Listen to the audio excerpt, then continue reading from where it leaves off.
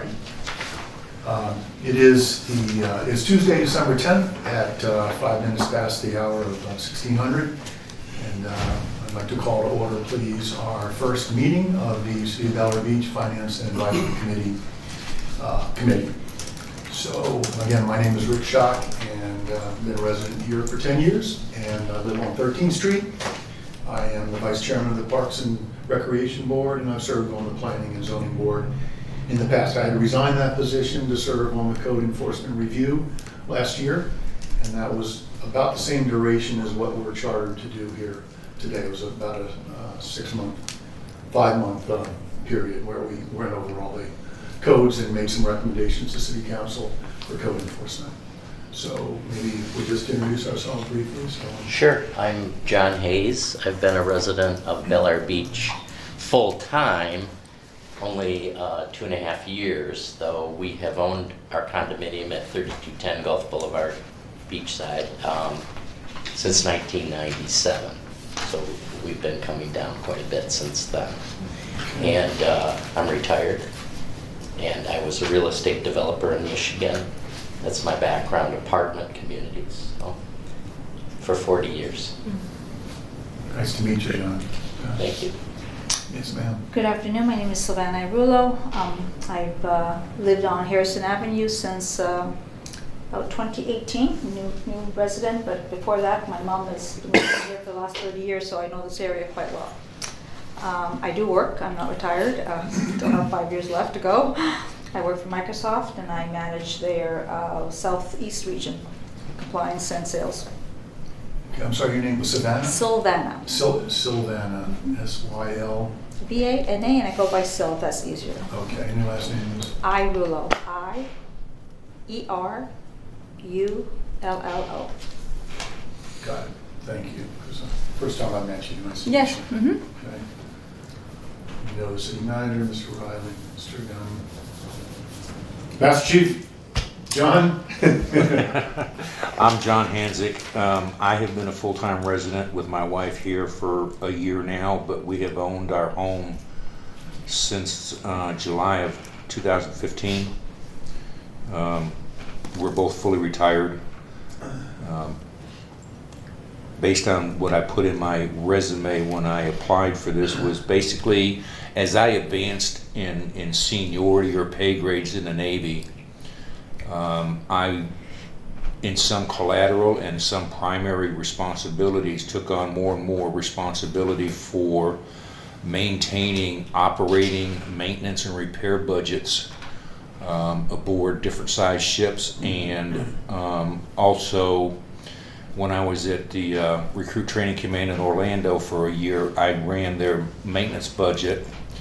I found cheaper ways I found cheaper products within the government supply system for maintaining cleanliness and maintenance of the recruit barracks, and literally at that time cut their maintenance budget by about 25%. The last big budget I had was on the USS Saratoga, an aircraft carrier. I had $750,000 every quarter, and primarily that was to maintain the 8 boilers and 4 main engines and all the auxiliary equipment, and then plus oversee all of the repair work centers aboard the ship to meet that mission. In the civilian sector, unfortunately, I couldn't find a job as a machinist that paid me what I was worth after 20 plus years. I wound up being one of those nemesis out there on the highway. I was a commercial driver for a number of years. I started at the bottom with a purpose. And eventually, once I got more experience and more knowledgeable about federal regulations, I became a personnel director for a trucking company responsible for DOT compliance and drug and alcohol program for the company, and recruiting, training the drivers for the company. And I don't remember how long I've been retired now. It's been 5 or 6 years. And Lynn can vouch for me periodically when he goes over to Bel Air out in the States. I've taken my precision machining to another level, and I make wooden toys for children So my tools, we only have a 2-car garage, and my wife won't let me work in the garage because of the sawdust and chips. So I'm on the driveway in the mornings with the vacuum hooked up to everything, or during the day. But I do this to try to keep my mind sharp, and it's a calling that I just want to give back to people. Some of the stuff I sell, in fact, some of that I've made, I'm donating Saturday to, I believe it's Rainbow Village that Pinellas Suncoast Fire Districts does a toy drive for every year. That's awesome. So that's me. That's nice. Okay, thanks, John. I'm Rebecca Hollis. I've been a resident in Bel Air Beach for about a year now, a little over a year. I'm looking forward to working with everyone on this. I've been interested in government and accounting for a while now, and I'm a cost accounting lead for Coca-Cola, and I'm familiar with budgeting.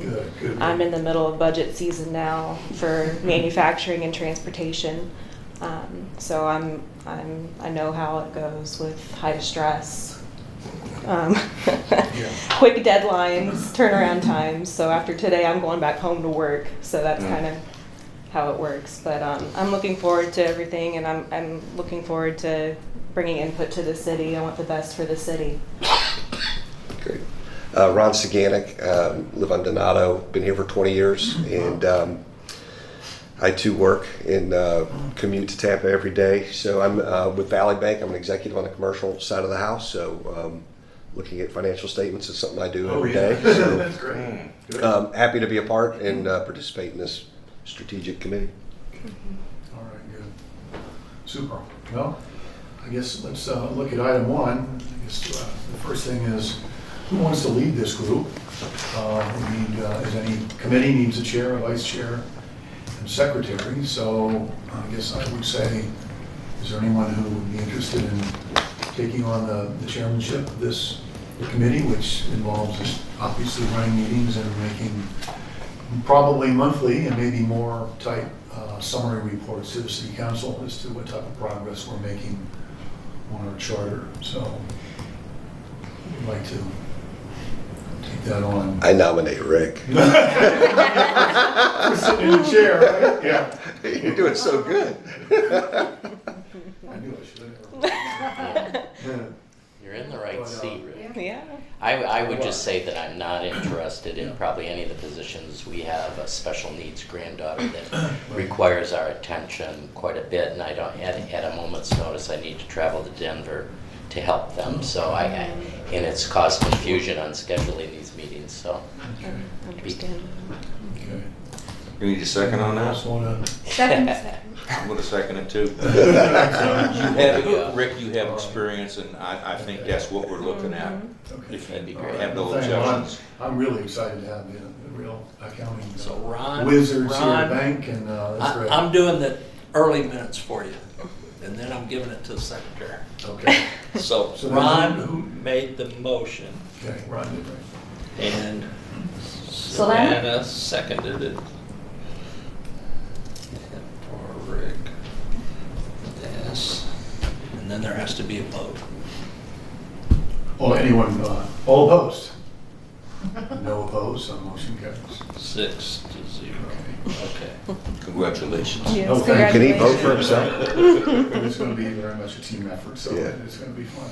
So, and part 2 would be who would like to step up and serve as our vice chair. So if I'm not able to be here, or make presentations and just be second in, from that standpoint. Would you like to assist with that?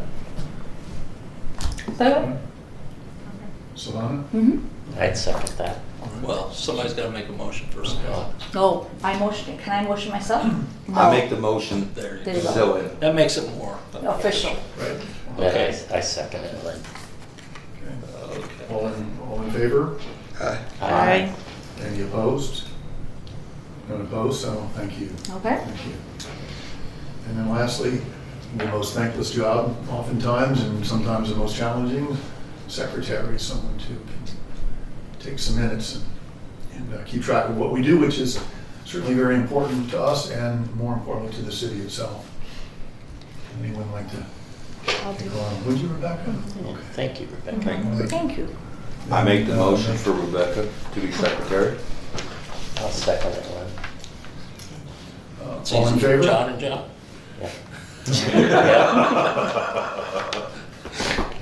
All in favor of Rebecca Hollis as secretary?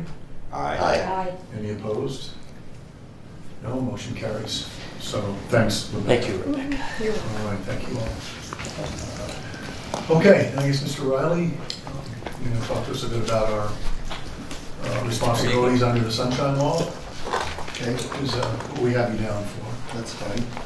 My name's Fred Riley. I'm the city attorney for Bel Air Beach, and I've been on the scene here for about, I believe it's 4 months. I'm also the city attorney for Haines City, which is in Polk County, and I have been the city attorney there for eight years. And my background's not anywhere near as fascinating as a few of yours, but I've been an attorney in Florida for 34 years, California for about 15, England as an English solicitor for 15, and I'm also licensed in DC. So I have kind of a, you know, in some ways lengthy background in being a lawyer. The topic that Lynn asked me to talk to you about was the compliance with the Sunshine Law, and what I did to try and make things as accessible to you as I possibly could is I did a handout, and the handout I will, you know, very brazenly say is largely taken from the Sunshine Manuals. Each year, the Florida Attorney General revises the Sunshine Manual, and the Sunshine Manual, if you've ever looked at it, it's about a 300-page booklet. I don't think No, we have that. you don't have it from the other board. I'm sorry. And it's not enclosed in the folder. The booklet covers really two things. One is the Sunshine Law, and two, it covers public records. The great thing is it's available online, and so if there's ever a question that you have, that is absolutely the resource to turn to if you can't get a hold of me for some reason. I am not going to cover each of these points in tremendous depth, but I want to tell you some of the basics so that you can read this on your own, and then if the question comes up, I certainly am available to help. The thing that I'll go back to the Sunshine Manual though. If you've looked at this, it is a mind-numbing booklet because it includes really three things. It includes the statutory basis for everything. It includes the case law interpreting the statutes, and then it includes the Attorney General's opinions. So there are, on the Sunshine Law, there have been all sorts of cases that have interpreted what the law requires, and in the future the book will only grow. It will never diminish in size because there's always going to be cases related to this. I partially tell you about my background because I've been at it a while, and I can say, due to me being at it a while, you think of the law covers all these situations. Well, the law doesn't cover them all because there's always a new wrinkle or a new issue that becomes relevant, and thus at some point a case arises and the courts determine what the law means. The real short version with the Sunshine Law is that as an advisory board, you are obligated to comply with it. So I'll say that as my absolute fundamental opening statement. I will then tell you what people often try to do, despite me very bluntly saying it applies to you, is people try to split hairs as to how there's some basis to not exactly comply with it. And I will tell you from the outset, that's an absolute mistake. Because you're obligated to comply with the Sunshine Law, which is in Chapter 286, by the way, Florida statutes, if you don't comply with it, you're subject to an ethical violation, you're subject to a potential civil penalties, and you're subject to potential criminal penalties if it's severe enough. So my advice to any city commissioners, city council members, or volunteer board members is do not put yourself in a position where you are going to be in jeopardy for having somebody file a grievance with the Commission on Ethics, or file a civil case against you, or potentially a criminal case. And in order to avoid any of those bad things happening to you, what I think you really need to do is have a working understanding of what the law requires. And if you have questions, you can always raise a question, and simply be sensitive to those types of situations that may put you in jeopardy. And some of them are oftentimes innocent. I will tell you, this isn't me bragging, it's me telling you honestly. I've handled a couple cases before the Florida Commission on Ethics. I just handled 6 cases before the Florida Elections Commission, which doesn't have anything to do with this board, but it's relevant in one respect. These are entities that are set up by the state of Florida, by the legislature. They have a task. They have all of them have legal counsel, and they are charged with making sure that the laws in Florida are not undermined, because if the laws are undermined in relation to government entities, that undermines people's confidence in local government and state government, and that shouldn't be happening. That's really what they're guarding against. The law in Florida with Sunshine Law is that you have to provide notice of a meeting, and you have to have the meeting in a public forum, and you have to have notes or minutes taken of the meeting. Those are the 3 basic requirements of the Sunshine Law, and that's a very generalized version of what you have to do, but those are really the 3 things. As I said, I took excerpts from the Sunshine Manual, and I'll go through and make a couple comments about them. These are not the only things I could have put in this outline. I could have made this a 1-page thing, and initially when I talked to Patty, the city clerk, that's what I was going to do. Once I started looking at how to do it as a 1-page thing, I just decided the better thing and the easier thing actually was for me to cut and paste these key things. So that's what I did, and to me it makes a much more complete handout, although the caveat to this handout is there's several other provisions that I could have included but didn't, because they're a little bit further out on the spectrum. The first one is advisory boards, and you're an advisory board. Your mission was established by the resolution that appointed the advisory board, and your charge is to make financial recommendations that will hopefully bring efficiencies and cost savings to the city. You have a finite period of time in which to do that, and it's my understanding from the discussion that the council had, if you start to come close to that deadline, if you ask for additional time in a timely manner, I think you would, not speak for the council, but the council's contemplated that if you really get into stuff and need more time, then they can grant you more time to do it. So That's one thing I just mentioned to you. As I said, starting out, don't get in the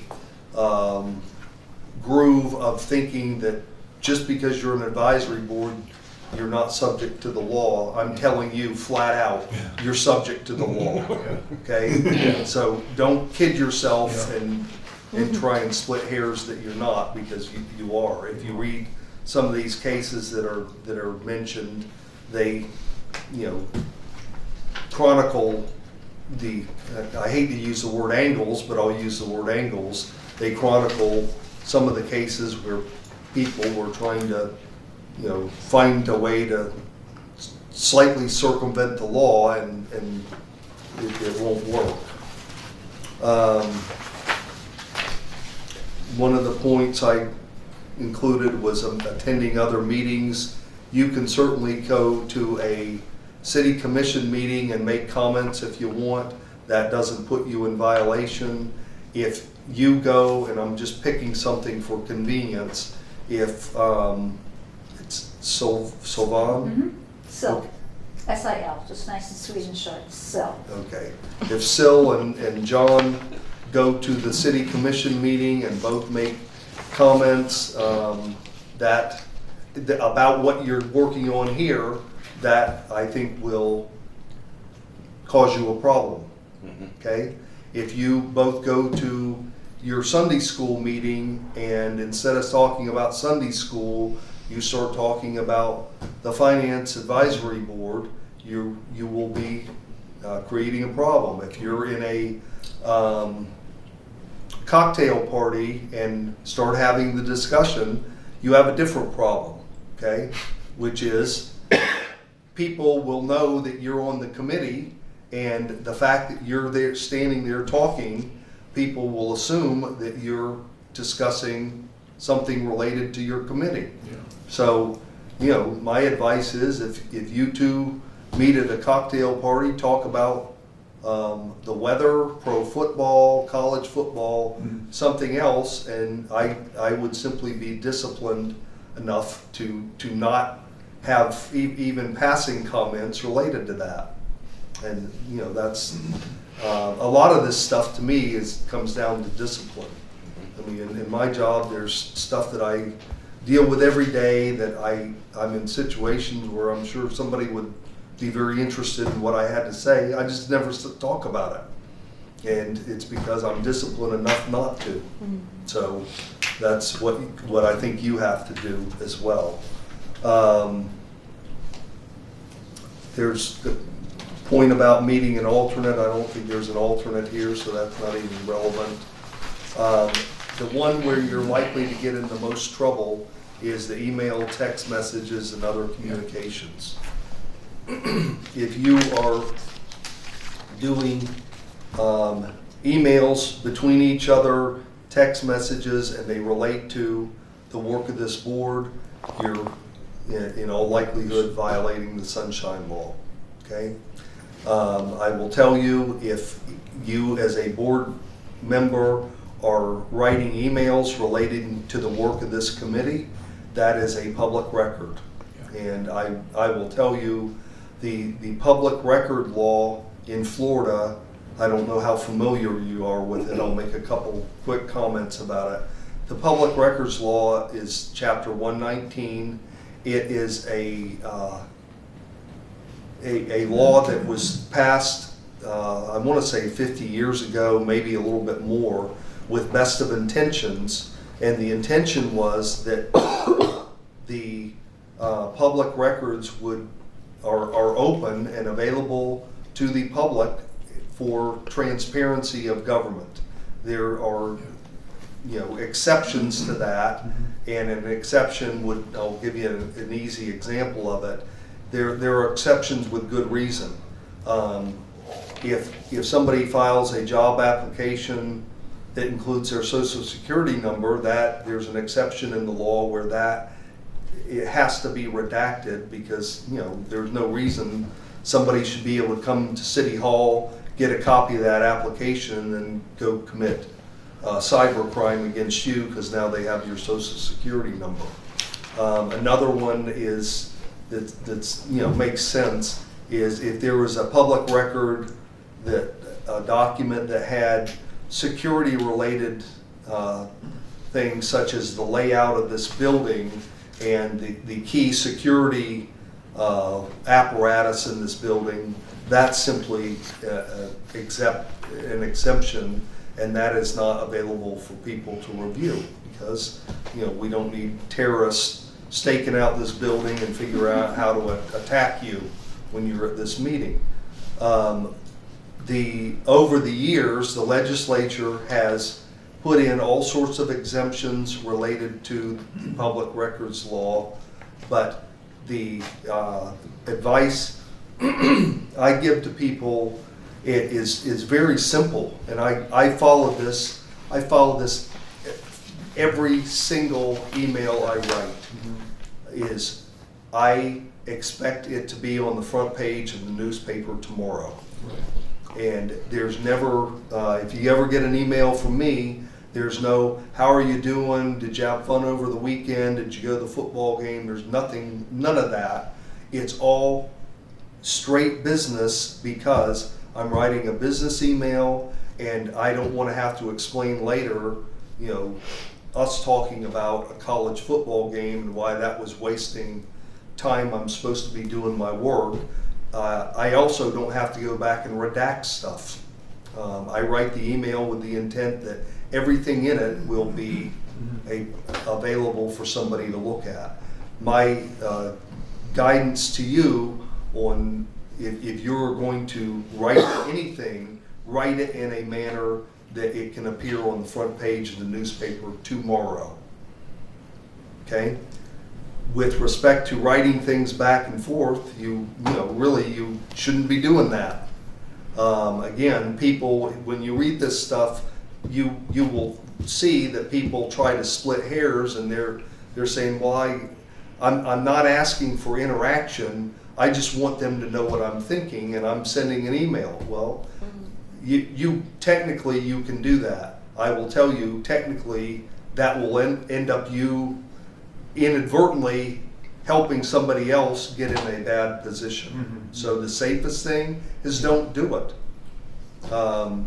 If you have interaction via email, I don't know how you plan on have stuff coming from you or from Patty, but Patty will send it to you, and so that you have the agenda for the upcoming meeting, you have certain information, and the thing to do is, of course, read over that and then discuss it at your meetings.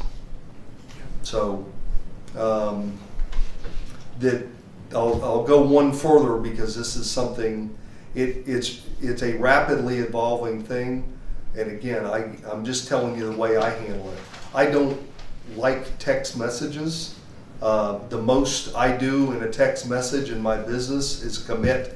I'll call you back in a few minutes, or I'll meet you at 12 o'clock or something like that. I don't answer legal questions. I don't answer substantive questions on anything because I don't want to have to keep track of the text messages. So, amongst yourselves, I would simply not, I wouldn't be texting each other. It will only lead to you having problems. And there's a lot of information I wrote about that. That out of everything I'm talking about is probably the most rapidly evolving part of the law because the technology, and you're one of the people that I know that is extremely up on technology and how to use data and things like that. As technology innovates, the law is always running behind technology, and the law will never catch up to the technology. The devices that are available now, in 10 years you're going to look back at the iPhone I have and laugh at it because it'll be a children's toy compared to what's available 10 years from now. But technology makes things a lot more accessible, but it also has a curse along with it, and it can get you into trouble, especially in Florida, with the public records law and with the sunshine law, because at times it's just too easy to avail yourself of the technology. And I'm just telling you, be prudent and be disciplined, and you'll hopefully not have any problems. Okay? What questions do you have? I do, I have two. Fred. Yes, sir. One is the availability of the public to come to this meeting. What are the rules on that? Or does the city have to follow some guidelines? They're available to come. Patty has to notice the meeting, and if there were 20 people that wanted to come in here, we'd probably be sitting out there. Okay? For purposes of you running the meeting, you're here to do the work of the committee, and I'd see how things go. If one or two people are there, and somebody that you think has a bright idea wants to say something, whether y'all choose to listen to them or not, I don't know. If there's 20 people and they're trying to Shanghai how the committee does its work, I would simply decide, the committee's going to do its work.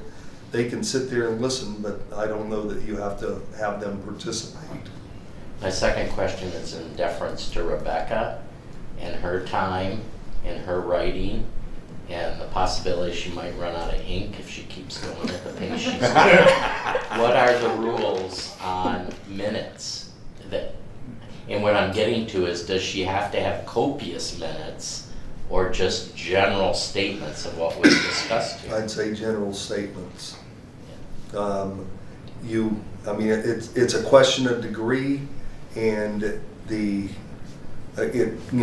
key thing she has to do as a secretary is, if somebody makes a motion to approve something, you need to know who made the motion, who seconded it, and then what the vote was. Yeah. It'd be nice to have some explanation of what the motion was.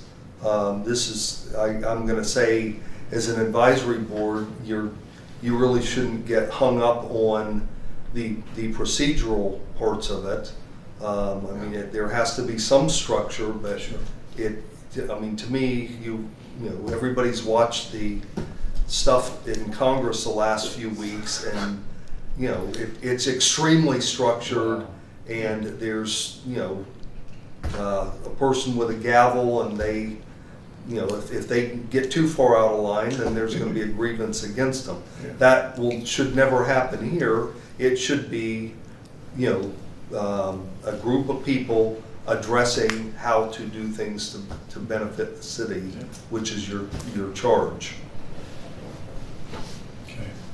Would it be fair to say, or let me rephrase that, I would ask that all of us please make sure that we have given the city, Patty in particular, our email and telephone numbers. I don't want yours, because that way I don't have any temptation to send you a text about a meeting or anything else.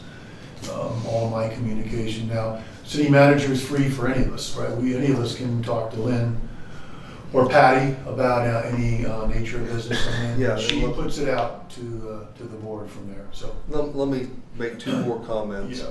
There's case law in Florida, and the statute, of course, that talks about a conduit. Okay, what you can't do is Rick talk to me, and then me talk to John, and all that filter around to Rebecca, and that you use somebody as a conduit. You can't do that, and I'm saying you can't do it with anybody. Each of you can talk to Lynn, for instance, about these are the things I would like us to look at, or this is the type of information I think would be helpful for us to look at. And there has to be somebody that helps you get some certain things or understand certain things so that you can analyze it further. Okay? fair enough. Yes, sir. One thing I've noticed in the emails that Patty has sent to us as a committee, they come to all of us, but one particular statement sticks in my mind in each one of them she has sent. emphasizes, do not respond by reply all. Yeah. So, I and that's, I do that's that to- all the time. I say that's that to all the prevent, time. if you will, a potential violation of the Sunshine Law, even if it's just acknowledging our attendance at a meeting. And the other, I think it's something with their system, because it blew my mind yesterday. I got another email with the agenda and asking for confirmation that I would attend. And I learned from the first one, she had an attachment. Download the document first and then respond, because once you respond, it's like poof, it disappears. The calendar invite. Well, Just accepting the invite. Yeah, the- it just totally went out of It's in my your trash inbox. can. In your trash can. Well, I found it in my, Oh. in my inbox Or the somewhere sent. else, or sent, yeah.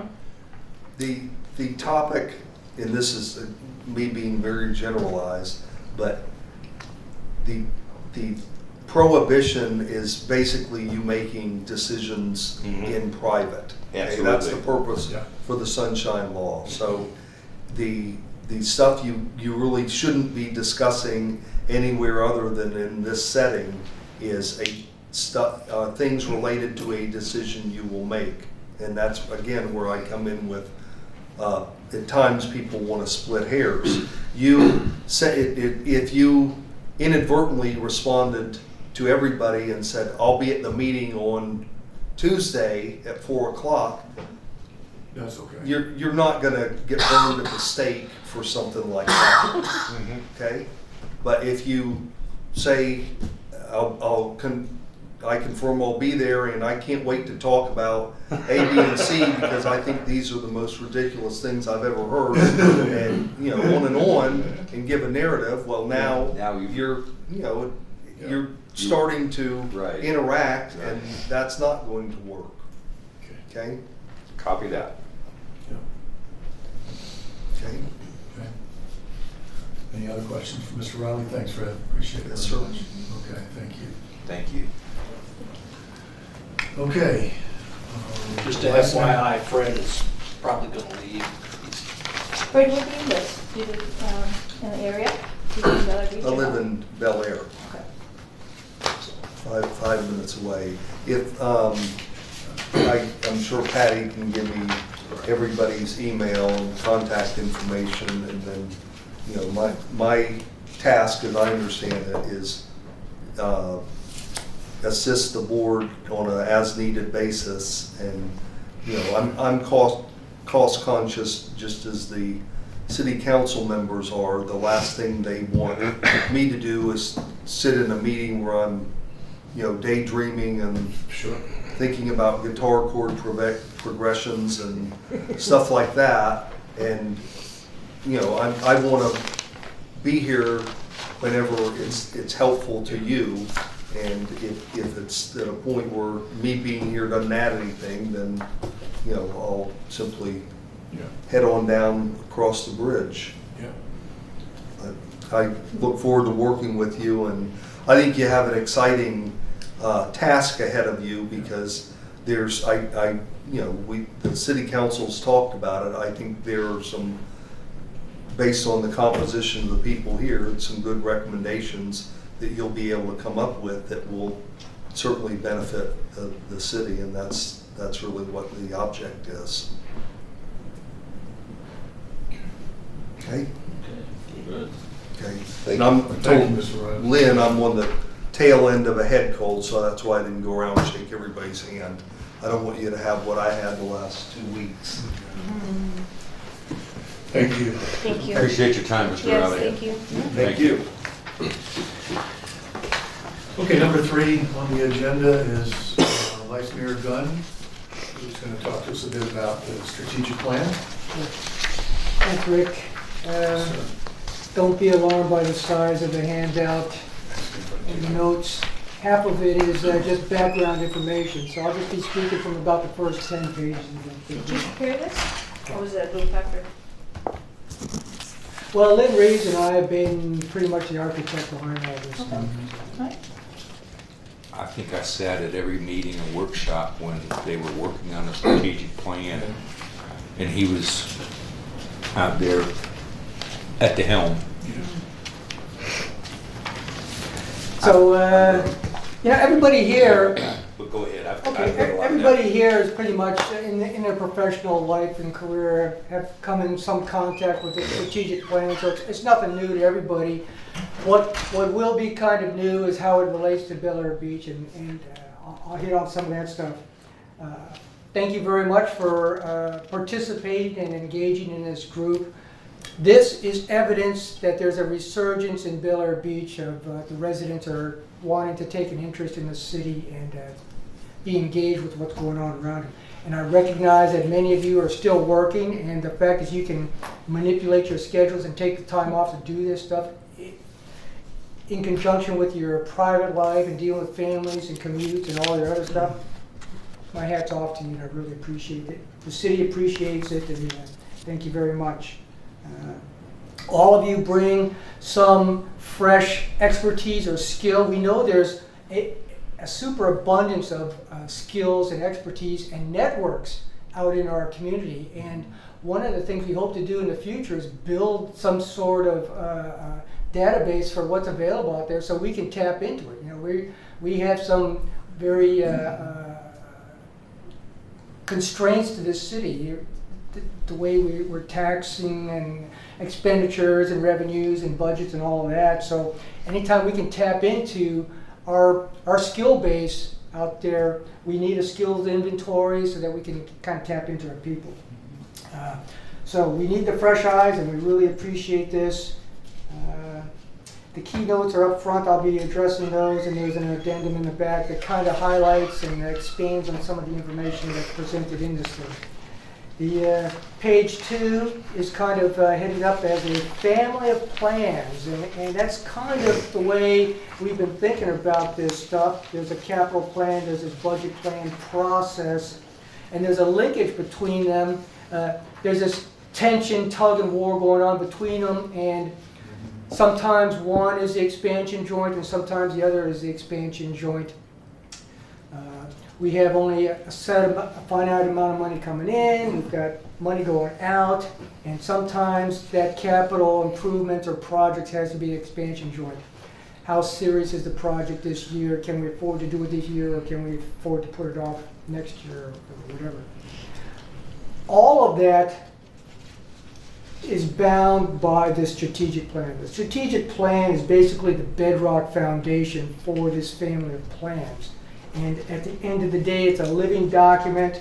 It was meant to be reviewed by every new council that comes in to make sure that it still makes sense and the priorities are the same and the strategic focuses are still current. It's going to change, and we know that. Our strategic plan here in Bel Air Beach has only been around since 2018. I mean, it's only been a formalized document since 2018. And we got to the point where we started looking at things and saying, we need to know where we're going. And we need to know how we're going to get there and why we're going to get there. So, to recap on page 3, what does the strategic plan provide for us? The most important thing is it's this shared vision and a common framework for decision making and prioritizing the spending of our money. We only have a finite amount of money. We do have some money in our reserves, which is piggy bank for lack of any better term, but we know that if we try to do everything at the same time, we're going to run out of money very quickly.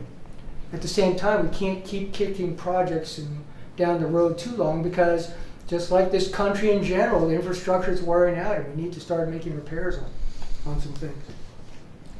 Second thing, it's our collective goals and objectives.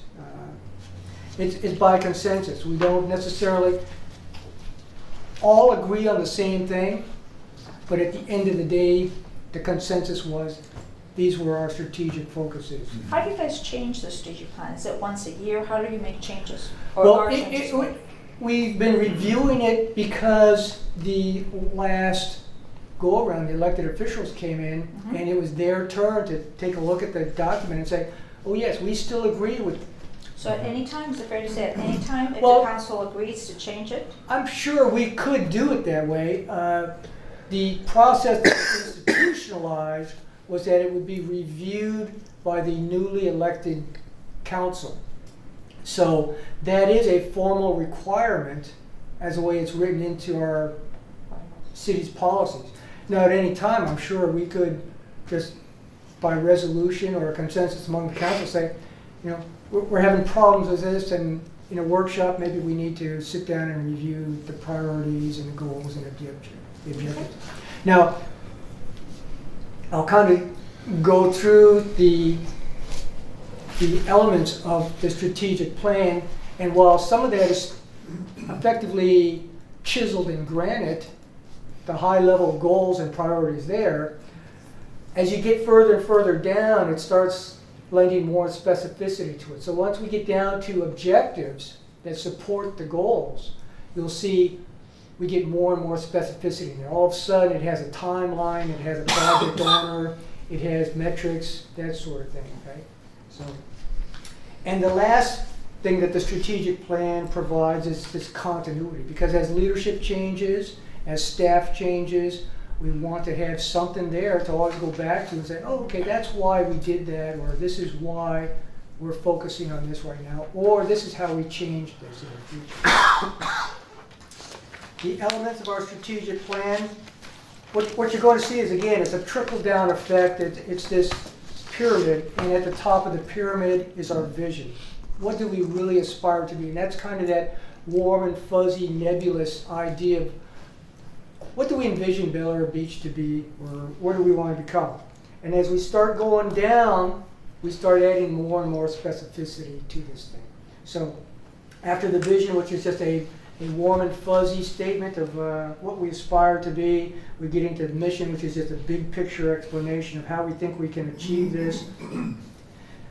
Goals are the broad statements, and then objectives, we start the actual project planning for this kind of stuff. Who owns the project? What's the deadline for it? What are the metrics?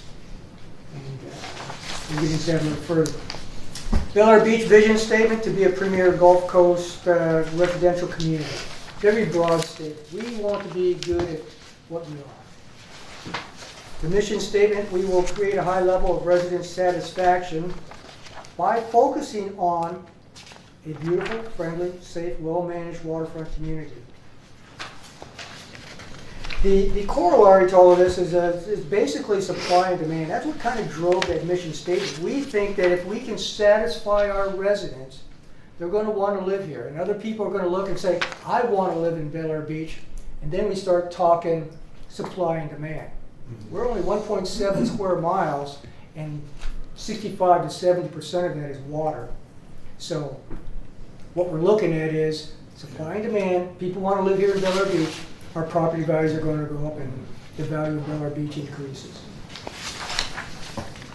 A little bit more of a schematic wiring diagram. We've got the vision at the top, the mission, the goals. Now, that third tier of boxes, you see safety, you see our return on investment, you see aesthetics, communications, and you see the beach or waterfront aspects. Those are pretty much our lofty goals. And then as you get further down, the boxes, the shaded boxes at the bottom become the actual objectives.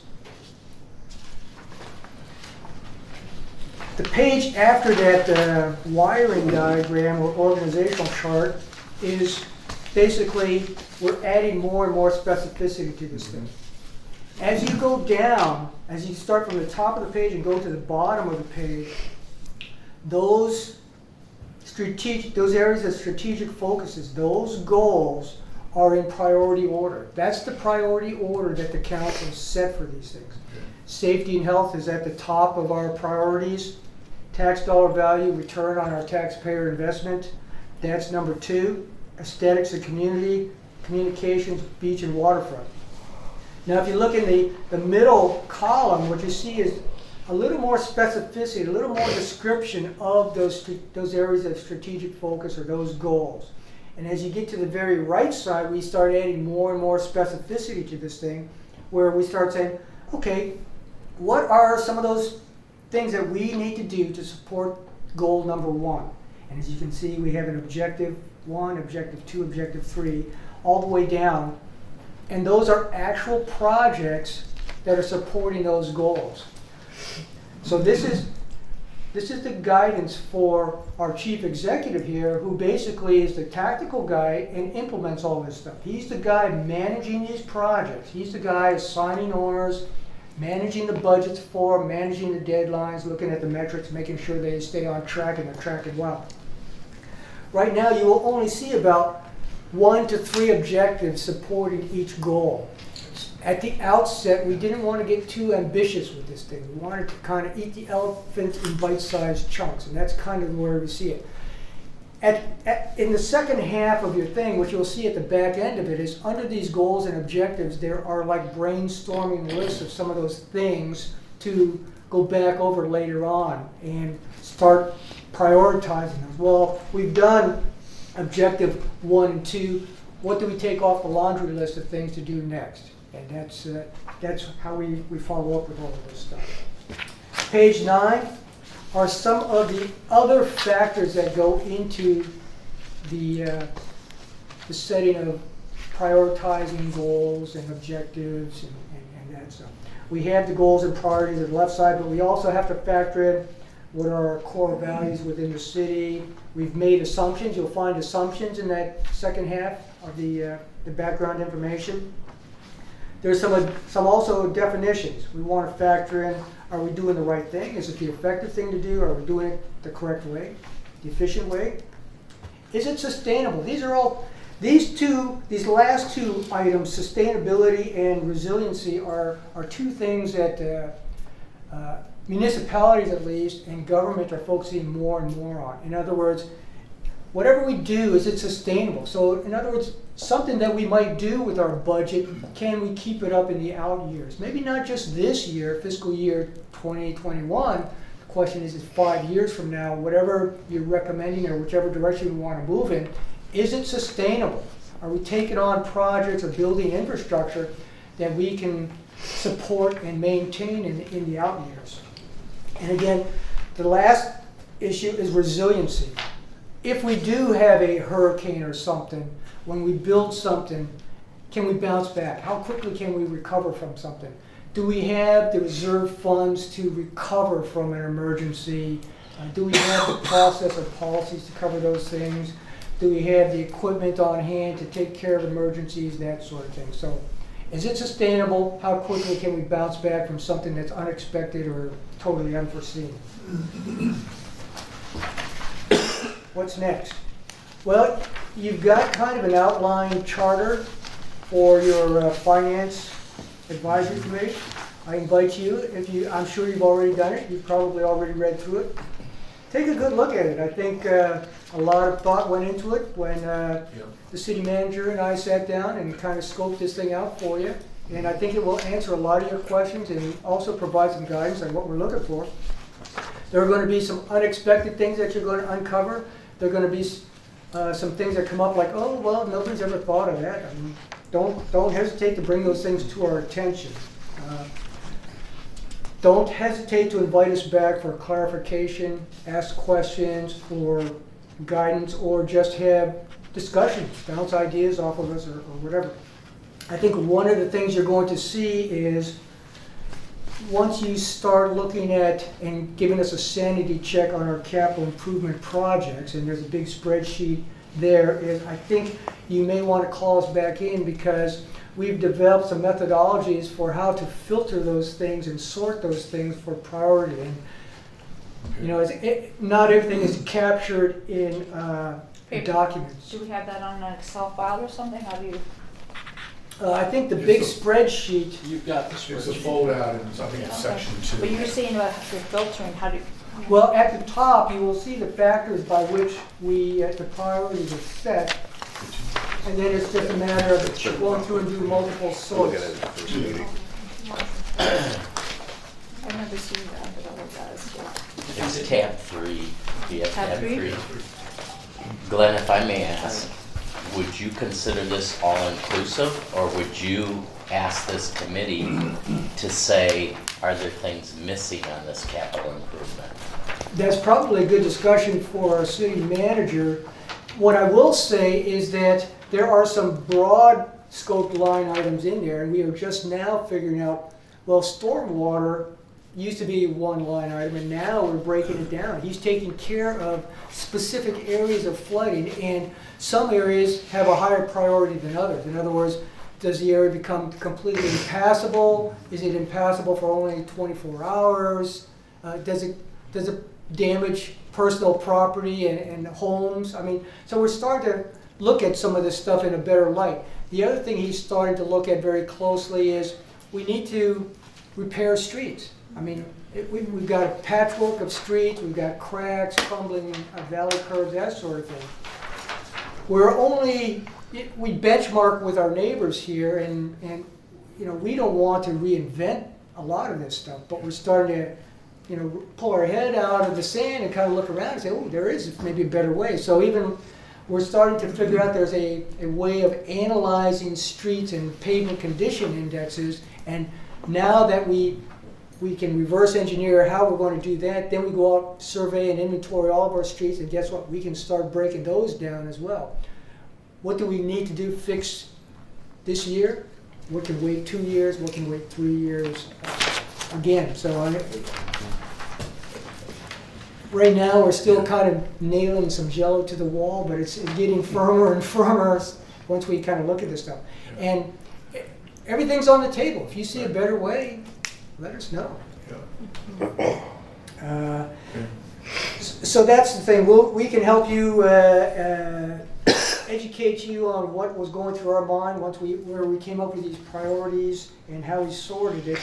And again, we're here to answer questions. Also, you've got some specific goals in your charter.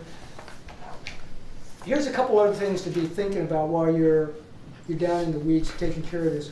Where do we want to be in 3 to 5 years? We haven't really got a good grasp on that. And what you will find is, well, actually in the last couple of pages of the next couple of pages hits on some of those things. Again, just kind of a laundry list brainstorm idea of maybe what are some things we need to consider where we want to be in 3 to 5 years. Some stretch goals. We've never sat down as a council and come up with some lofty goals of where we want to be a little bit further. Maybe in so many years we want to reduce our expenditures by a certain amount. Maybe we want to increase our revenues by a certain amount. What are some of those things? And page 12 kind of lays out some of those stretch goals, and think along those kinds of lines and provide us some recommendations. Lastly, I'm at your beck and call. Coordinate through the city manager. My hourly rate is very affordable. So by all means, don't hesitate to ask Lynn Reeves for us to come back in and answer questions or bounce ideas off of us, or have you thought of this, or whatever. That's all I've got. Take a look at the background information when you get a chance.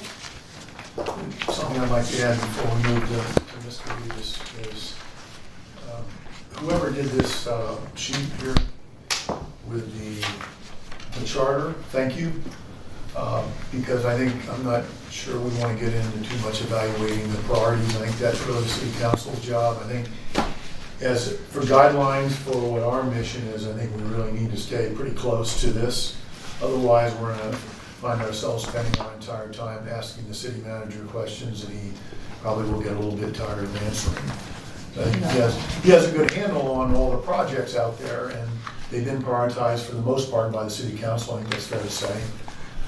So I think we really want to focus on the things we've been asked to do to start with, or I think we'll get tied up and we'll never really make any progress.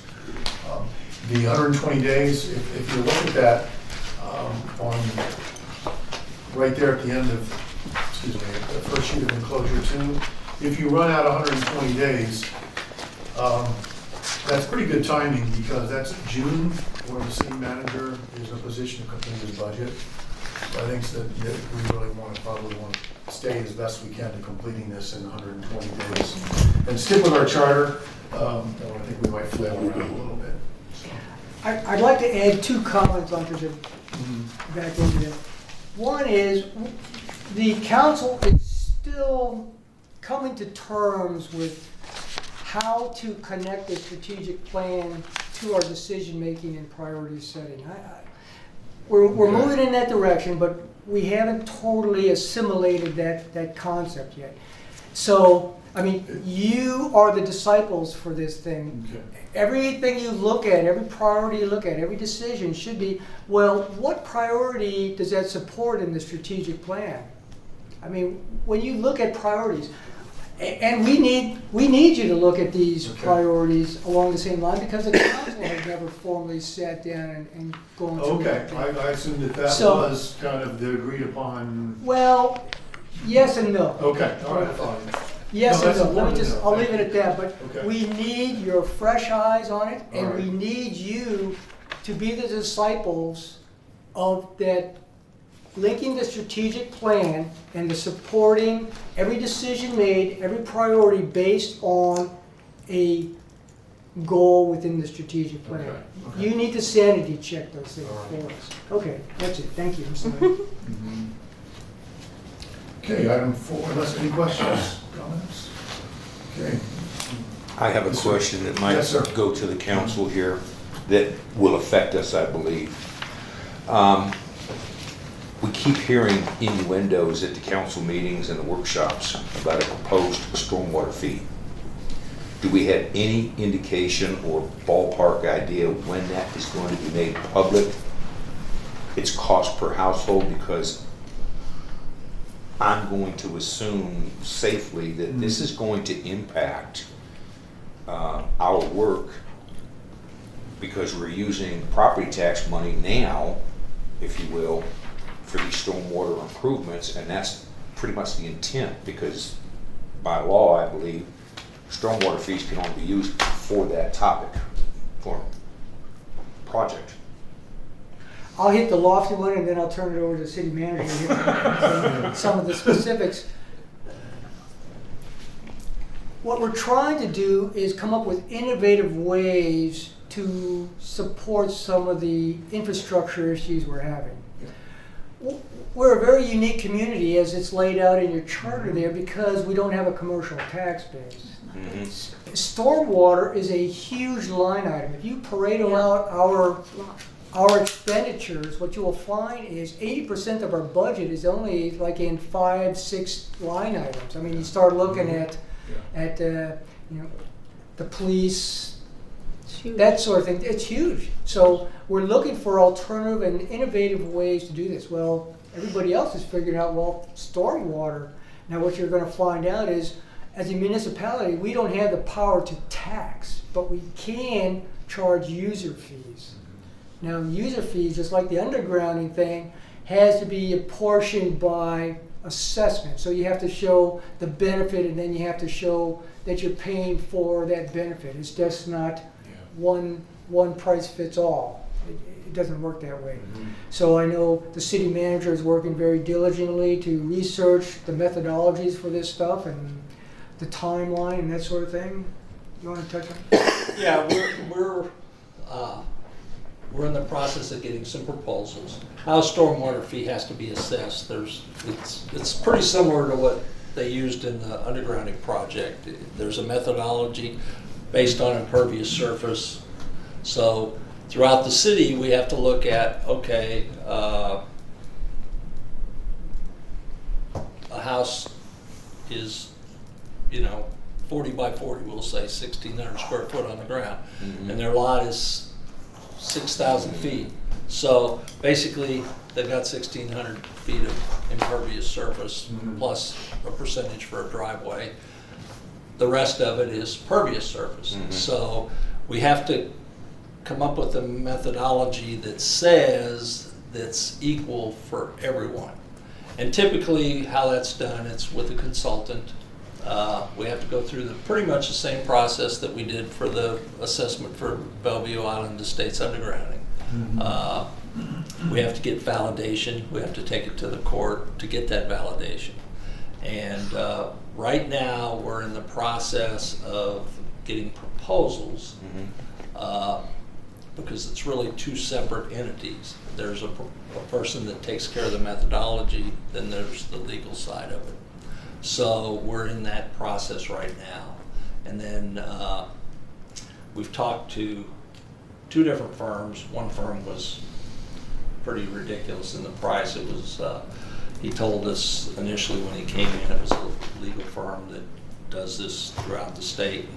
He said, oh, it could be $80,000. Just for Or the, just for the what? just for the legal and the methodology. We've got a proposal right now. I don't have it in hand. I've got a verbal proposal, I'll call it. And it's down in the 30,000. And For the same things? for the same thing. And we've used it's the same law firm that we use for the undergrounding.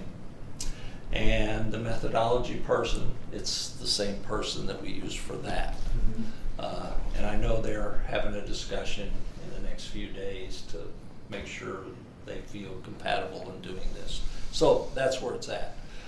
Typically, a stormwater fee can be anywhere from $10 a month to $25 a month in this area. I mean, Added to the water bill? yeah, it's added to the water bills and assessment. And that's typically how it's done. But the initial to do it is you have to go through the methodology. For project financing, do you see cities then go and get a bond against 10 or 15 years of that so that you can go do projects? Yeah, so that's typically what happens because I'm just going to Wait take 10 us- years to collect the money to go pay Yeah. for it. The costs are going to be double. Yeah, just as an example, let's say ours is $100 a year. That's $80,000 in essence. That's not going to fix anything at this point. So, it's kind of like what we did with the undergrounding, and Glenn and Ron were very instrumental in that, and we spent a lot of meetings together. I know that. They came up with a creative way of doing it and getting the work done, and then the properties are assessed accordingly. I don't mean to interrupt. What was your question again? Sorry. That you just asked. It was. You're pledging, what he basically was saying, Mhm. you're pledging the revenue, fund, the revenue. the stormwater fee revenue that the city collects, Right, to pay. and then they go finance Yeah. the improvements, and it's the proceeds of the stormwater fees that meets the debt service. Yeah, it's the same thing with the assessment. But I think, Rebecca, to John's question, you don't need to be this far in the No. weeds. You just need to say. Yeah, I We know. talked about the stormwater. You Yeah, just Lynn needed- talked about you- the budget. Yeah. Probably all you needed to do is put, Fred presented the sunshine law, Okay. Glenn presented the strategic plan. Yeah, 'cause We're gonna be crazy you just about it. need to make sure that you put. But what don't was worry discussed. about all those Highlight. weeds. The detail, yeah. Okay. And maybe I'll get Patty to You know, spend some one time. other Yeah. thing to note, and it was like drinking from the fire hose once you start talking about and it's learning a new language, right? Yeah. Fees. An interesting thing about fees, okay, again, municipalities can't tax, but they can fee.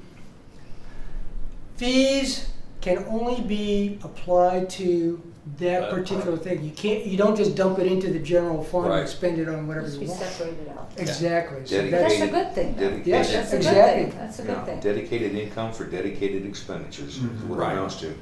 I guess the second part of that question then, Lynn, would be, is this something you as a city manager anticipate being proposed for the FY 2021 budget, or is that too soon? No, I think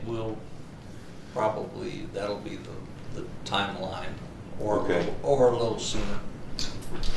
So not to get ahead of myself, but since Okay. you brought up this question about possible additional revenue for a dedicated project, is in this book, I'm sure it's in here, what other means of that's soon to happen, revenue is going to be increasing. through taxes or anything. Is there any other things that you guys are working on that you know about the storm tax that might be? No, we really, the stormwater fee is, right now, is our biggest Okay. situation. Because of our infrastructure here, for And the the most numbers part, here. is 50 years, almost 60 years old. How old is the city? Well, it's actually almost 70 years So old. the majority of the Bel Air Beach would say is 70 years old? You're right. Yeah, 56, 55? I think 50, I think. 50. 50. Yeah. You bring up a couple good points. As an elected official, what I got from my constituency was, if you're gonna tax us, if you're gonna increase our ad valorem taxes and just dump it into the general fund, well, they get a little upset about Yeah. that.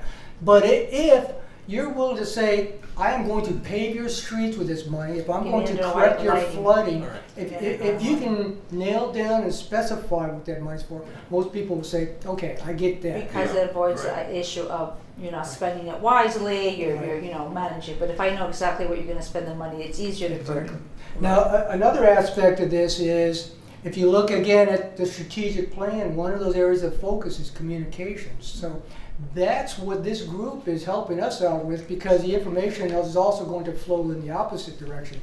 You are giving us legitimacy by putting us under the microscope, saying, yeah, everything looks like it's on board. We've made the recommendations. We see areas for improvement, but no, they're doing this right. They thought about that. So, the communications works both ways, and we're really relying on you to come up with some metrics and some ideas for how to communicate back some of this information. Okay, I think that's directly to my question too, thank you. I have a Yeah. stupid question to ask. It's a stupid question. And I'm sure you guys are gonna go over it today, but we can't work together outside of this room Right. or a public forum.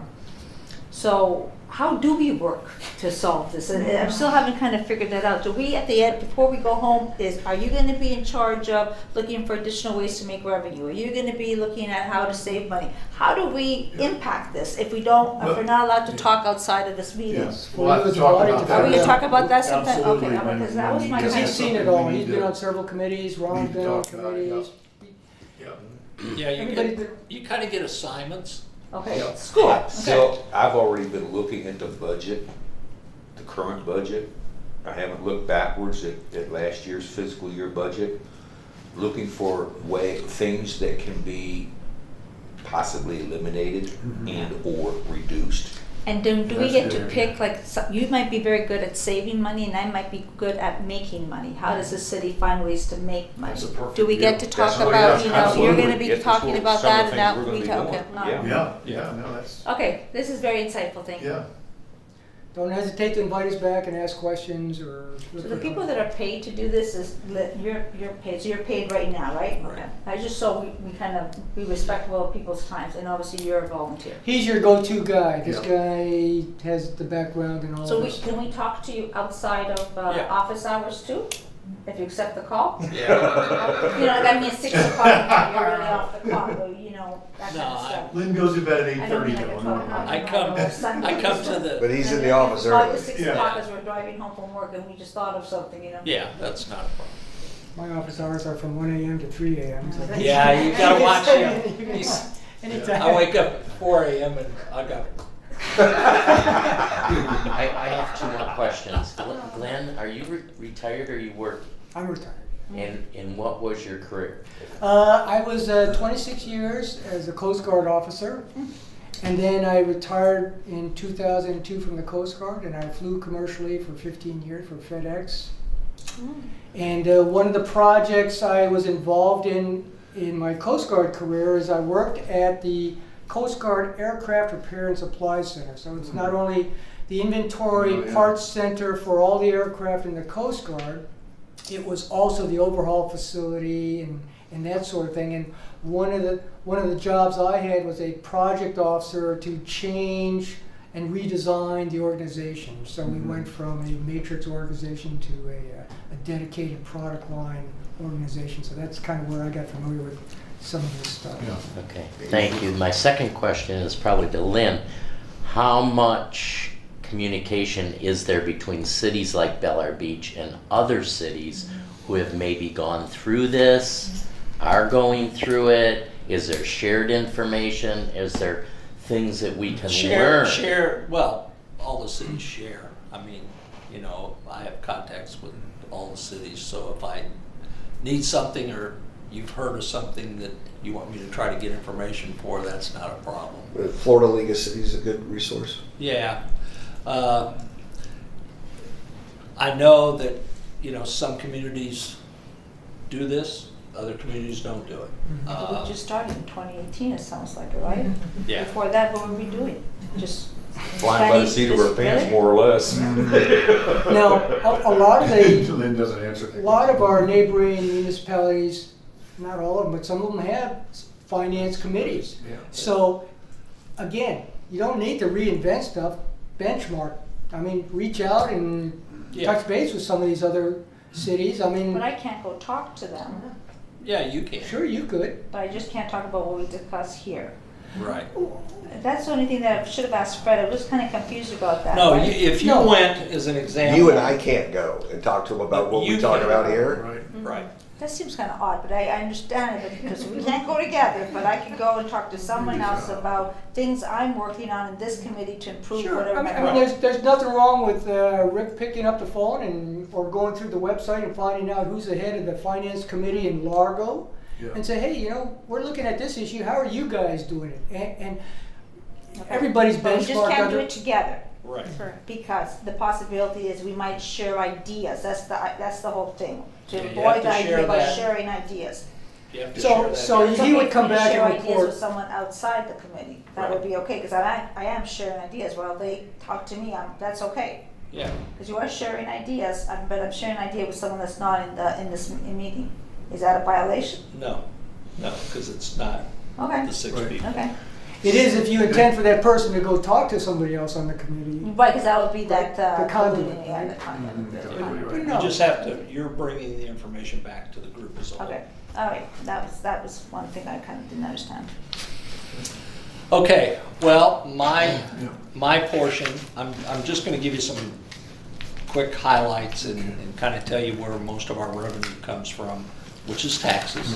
We get this year's budget, and all of that information, it's in here, but Oh, you gave it to us again.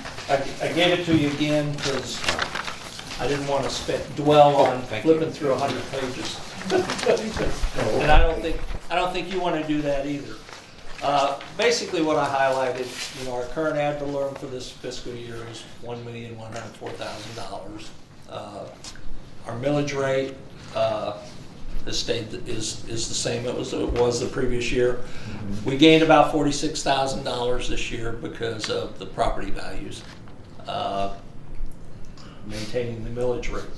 Some of our big expenses is but it's a pass-through. It's like our trash and recycling.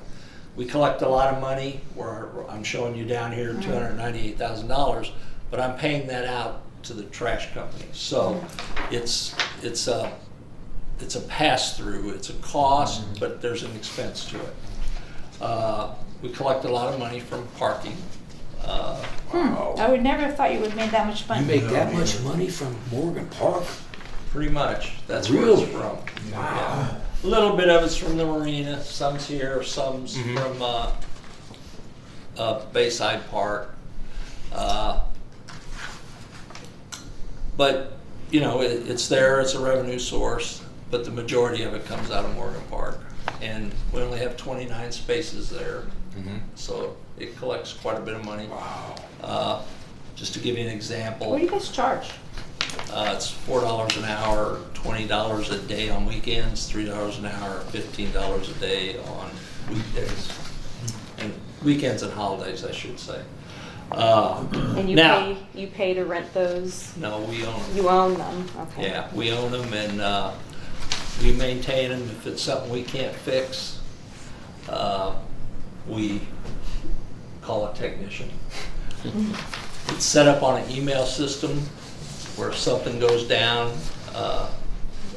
since I live here, I'm the one that gets the email. So sometimes you'll see me at Morgan Park fixing the parking. You say live here, you live in Bel Air Beach too? Yeah. So, if you see me at Morgan Park messing with the thing. We that's won't what- talk to you because we would be worried. We'll look the other way. No, it's, I'm fixing I'm it, but. Is that the only, okay, here's your community center here. Yeah, there's a lot of other income on this sheet, and you've got But it this in pales your in book. comparison though, right? The parking lot is 3 times. Yeah, different situation. We get utility taxes for our electricity, franchise fees, things that you pay on your phone and utility tax that you pay, cable, things of that nature, the city gets a portion of that. We get licenses and registrations, there's some permit fees, we get some of the half-cent sales tax, we get that from the state. Those are things that are income into the city. When you look at the second page, those are things basically from the parking charges for services on down. Those revenues are things that the city collects themselves, i.e. Parking tickets. We collect those, code fines if we have a code violation. Rentals of this facility, some things that we sell, like hats or things which are minor. But we do a lot of permit and site plan review. We get a lot of fees for that. Question, Lynn, I noticed that you got almost $20,000 in code violation other years. Do you just put the budget as 1,000 because you're hoping that people don't violate it? And is it typically 20,000 or is it a lot more? No, typically that's What, 1,000 or 20,000? 1,000. So 20,000 was an But, odd year? Yeah, we had let's say, that was the first year I was here, and we've changed a few things on how we do things, and people, like, as an example, a lot that isn't mowed, they used to just keep calling them up and sending them. Well, my position is, you don't do that. We have a thing in our code that says, I can tell you, I'm gonna tell you one time that I'm gonna abate it. That letter's good for a year, and I don't call you again. If you don't cut your grass, I go cut it. Well, it costs you money. Do you Short-term. have to cut it, or do you can just send them the bill, the violation, the penalty? We cut it, and then we send them a Do you bill. have to cut it where I'm going to? Well, I'm getting into for the other violations at Airbnb, that is a shame in this city. and we go after them as we find them. But the problem here is with the Airbnb is you got to catch them in that act, and then we take them to code enforcement. So it's And not enough they're advertising? You couldn't send them a violation just because they're no, advertising? you got to catch Okay, that's for someone. another conversation, I'm sure, I'm sorry, to interrupt you. Yeah. That's probably for another Yeah, conversation. you have to catch them in the act. We get a lot of people that say that house is renting over there, Yeah. and then we'll go spot check it. and- Couldn't you just become a spy? Well, I guess it would be another person's job to do this, but you could just say, yeah, I'll rent your property. And when they do Well- it, then you fine them. Well, That might be classified as entrapment. Whatever it is. well, I know. and you're paying, to do that, you've got to pay them money ahead of time, Yeah. so. The city will give it back to you. Not really. Another conversation, okay, all right. Yeah, and we've had good success with more of those monies that we've collected for these short-term And rentals. how- Some people don't. As an example, we had one house on, what was that, 16th Street? The guy got $4,500 in fines and fees. It took 3 times for him to realize that we weren't kidding. And we caught him. And there's been other properties, $2,000 or $3,000. And where do you put the timeshares for the Bel Air Beach? All those timeshares that are do it weekly and monthly, that I think you're grandfathered in. No, they can do that because they have what they call condo docs. So, and John would be familiar with that. Condo 'cause doc? Right next door. It's. What's that called? Yeah, well, that's another discussion, maybe another time, Lynn. No, I but is don't it know. in here, don't they? Well, to me, the city says we have no commercial properties, and Yeah, I we do. look next door and I see the beach club, and We I do. look down We the have 3 street or and I 4 see now. Bel Air Beach Resort, and I see the Nautical Watch, and I say, those Yeah. are commercial. They're real advertising estate. on their little things saying weekly rates. Right, but they're, how they're set up as associations, Right. similar to the condos, as an okay. example. Yeah, we are. But a You know, condo can't rent out weekly. yes, they can, if their Well, association might not, yeah. fees authorize it. Yeah, if our documents say Yeah, that. that's So what let it me says. illustrate. So if I live in Bel Air Beach, if I had a house, I can't rent out weekly. But if I'm in a, how do we change things like that if people all agree that that's not fair to us? And I'd like to rent out, if I have an investment property, I'd like to do that too.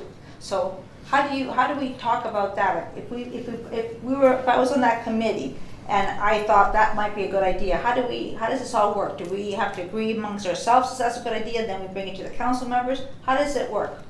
Well, that's really how it works. We If all there's have a to agree change. here? We all have You to know, that agree? would be something we bring up as a topic, is ways to increase revenue and Or even to discuss make it and fair, then do even to something. make it fair. Well, we're gonna find some inconsistencies, I'm sure, as we look at this. See, the associations, the way condo associations work is they have their own rules, okay? They're like they may be part of the city. Their rules trump ours, is that what you're saying? Their internal rules, yes, trump ours. Interesting, so we can't, even if we wanted to do something, we can't do that, because I never, You their can't, rules would trump our rules. they're set up as, they're like a mini city council, I guess they call it. That's Because they have so their own, surprising. And I'm sure we talked to our lawyers about that. I Yeah. didn't think that if they lived in the city, wouldn't the city rules supersede a condo? not when it comes to condos and. So it depends on how the condo bylaws are written and all the Right. homeowners It's a condo association. bylaw, we're a city. So what happened is the city or the county approved those bylaws when they were built and constructed. Okay, well, that makes sense. Okay. Yeah. If we were in the process of Now, approving them. they have to We can also meet, disapprove them too. Florida statute. yeah, We they have to meet our codes. As an example, we'll just use hedges as an example. If a hedge has gotta be 8 foot, they're supposed to be 8 foot. Yeah. You know, That's if fine, they, but they have to meet The certain. code enforcement Yeah, stuff is all code about enforcement it. stuff. Right. And that's a definite conversation. and we have a rental registration program. And, this past year, we collected about 22,000 because we've come up with a different way to do that. For properties not homesteaded, we send them a notice that they need to give us an affidavit that they're not renting, or they need to pay the rental registration fee, which I like that. amazingly increased the revenue. Where's that? It's on page 2. It's on page 2, rental registration. How did you get that passed? What was involved to get something like that passed so that we have an idea of how difficult these things are gonna be? That was done several years ago. But would the city council have to vote on, and that's Yeah. enough? Yeah. That's enough to pass something like that? Yeah, they did several years ago. The rental registration Yeah, probably so- started in the early 2000s. Okay.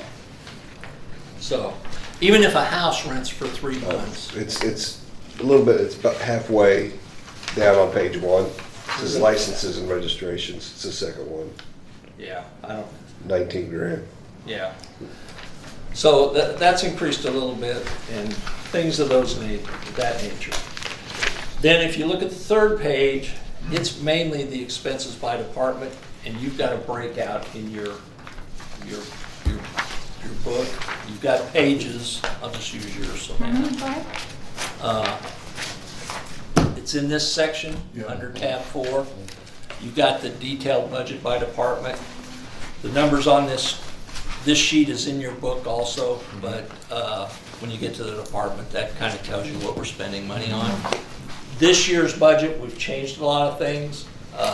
We've contracted out the finance department, which saved us about $50,000 to $60,000. We eliminated a position and combined a position, and then we also contracted the code enforcement out to the sheriff, which reduced an expense to about $40,000 a year, which was costing us about $80,000. But we have, me included, we have 6 employees. That's all we have in the city. Not 8 as it says, it's 6. No, we have 3 people in Public Works, Yeah. Including Kyle, right? including Kyle. Yeah. Myself, we have Kathy. Laura, who's the executive assistant. That's the girl that you probably, recently, if you've been here. And then we have Patty. So that's the 6 employees. Yeah. And we do what we do and try to make everything work. The budget itself, you know, if you've got any questions on it, you know, just jot them down and bring them to me, and we'll be glad to get you answers for it, to clarify it. The capital projects budget, which that bigger worksheet is back further. Every city works on a capital project long-term plan. And that's how that's set up. That tells you, we do things like we save money for the roof repair of this building because, you know, you could 5 years from now or 10 years or 15, whatever it is, there will be an expense to repair the roof, okay? So we've set up savings plans where we put that money away and reserve it every year. And that's what you'll see in a lot of the capital plans. The big number things are stormwater, curbs, and paving of the streets. Bridges? Bridges are a big number. We're saving money every year for the bridge on 22nd Street and the bridge on Harrison. We've done renovations to them. We get a bridge inspection on those every 2 years. And any things that are, any issues with them, we go ahead and repair them. Who's responsible for the seawalls, the public seawalls, like you just did one on Belle Isle? I think? The city, We are, the public seawalls only, like public, Yeah. the one on, we Like- had to pay for that. Harrison, More, I'm thinking more of the one on 20, is it Belle Isle? Belle Isle. Who did that one? We paid for that? We paid for that, because that's our, that seawall. That's alone. a public, you consider this our street, is that Yeah. why? Yeah, it's It our, would be a public one, what would be a a what? public seawall, That would be a public seawall, but we have to pay for it. yes. Oh, yeah, okay, versus the homeowners. Okay. Homeowner pays for the others. A park, you know, the seawall in, we'll say 25th Street Park, if you went there. The seawall along Harrison, or, yeah, Harrison, we did that. Right. 2 years ago, I think. Yeah, I think so. Yeah, get them all confused. Those things are responsibility of the city. We had a bridge repair there where we had to put some abutments up on Harrison. The city paid for that. You know, we have parks kind of scattered in little, silly little parks that look like a little aisleway. Can we do anything with them, or do those people donated that land and we can't touch that? Well, you should ask. Yeah, we're doing some research on that with the planning board. That's a project they That's not have. us, we can't talk about it. We're gonna bring it back to you. Oh, okay.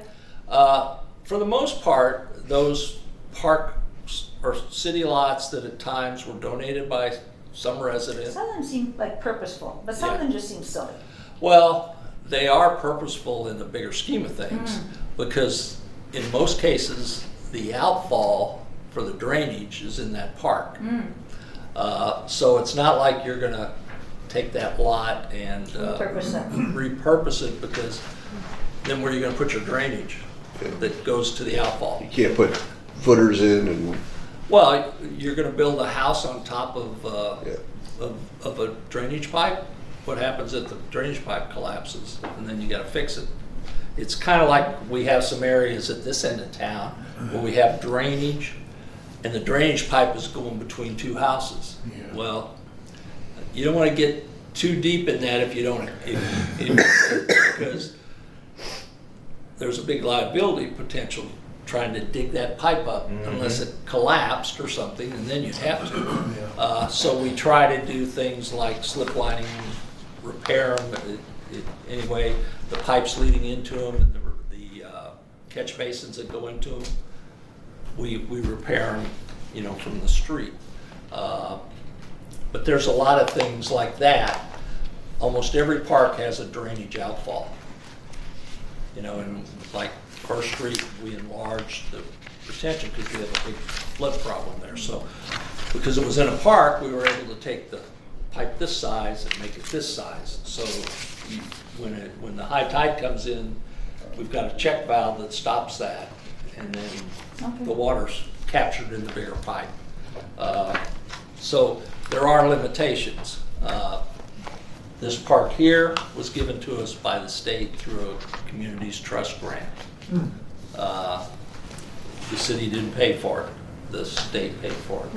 And so there's some stipulations on that property that you can't do too much with unless you want to just give it back to the state or pay what they paid for it, which could be, Well, funny, if we gave it back to them, what would they do with it?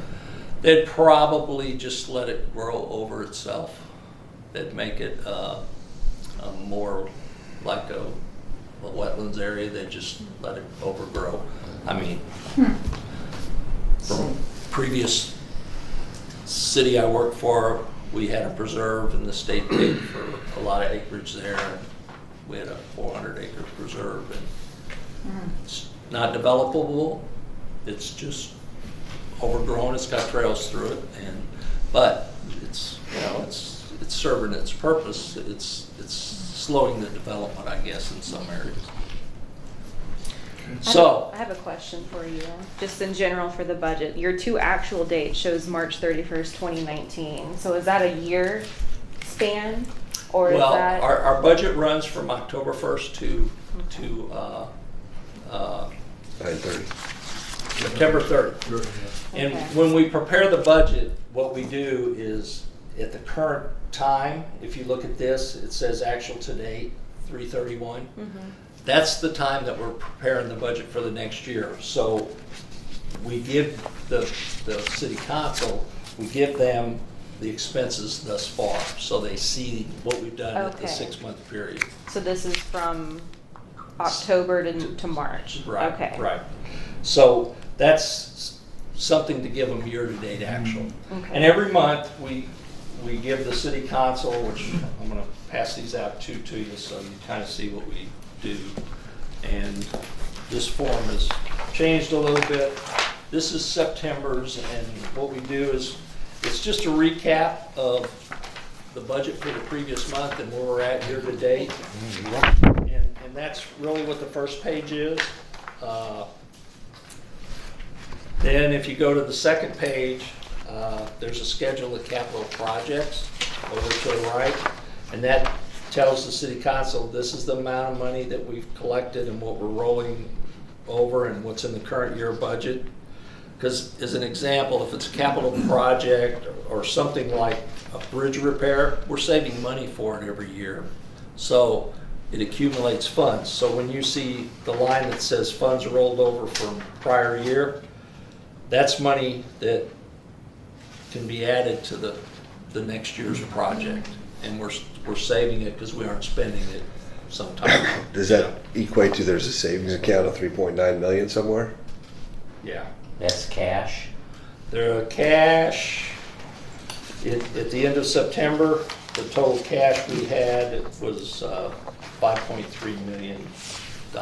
Now, that's a little high, because I don't want you to think that there's undergrounding money that's still out there, that's in this fund, you know, that we've collected. Got to finish paying. Yeah, we've got, but if you look at the capital projects fund, this was changed so the city council would understand it better, because you can throw, you know, I know how it works, but, you know, the average person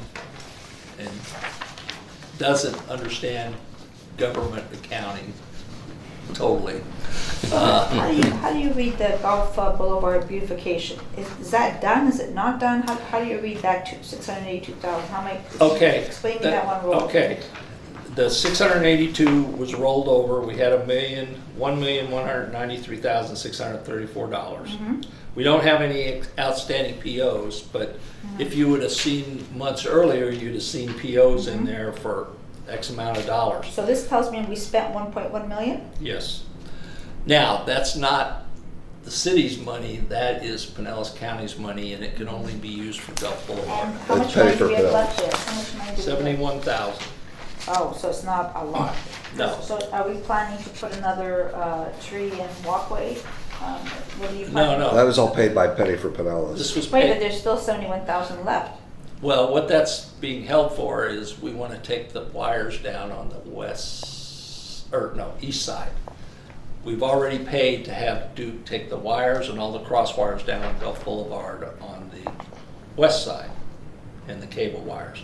So that was the Gulf Boulevard beautification project. Okay, so That, 71 money's already earmarked. This Right, right. 71,000 is earmarked. yeah. And When where does would- that happen? I'm I'm sorry. just going to say, where do we find that? So that when we see this number, we don't say, oh, I have $71,000. You're going to say, I'm going to say, no, that's already earmarked for something. In this book here? Well, you have to understand, that money can only be used for Gulf Boulevard beautification projects. We have no, Right, but if I want to find out that that 71,000 was for underground wire, because I could say, hey, we should be spending money for underground wiring, and I didn't know because it's $71,000 for that. Is there somewhere in this book that I can find out what all this balance to completion is? well, these other things, yes, there is. But the undergrounding, how do I say it? The undergrounding project, or the beautification project, the penny ended at this fiscal year. Oh, it's another comment. So, but what they've done is they passed a resolution, because they're gonna give us another, all the beaches is gonna get another $35 million allocation. Our allocation was about 2.7 Is it million. based on miles? Yeah, well, we get Bel Air Shores, Right. because they don't have any people to do anything with Right. it. And we get ours, and we got about $2.7 million to do things like, we upgraded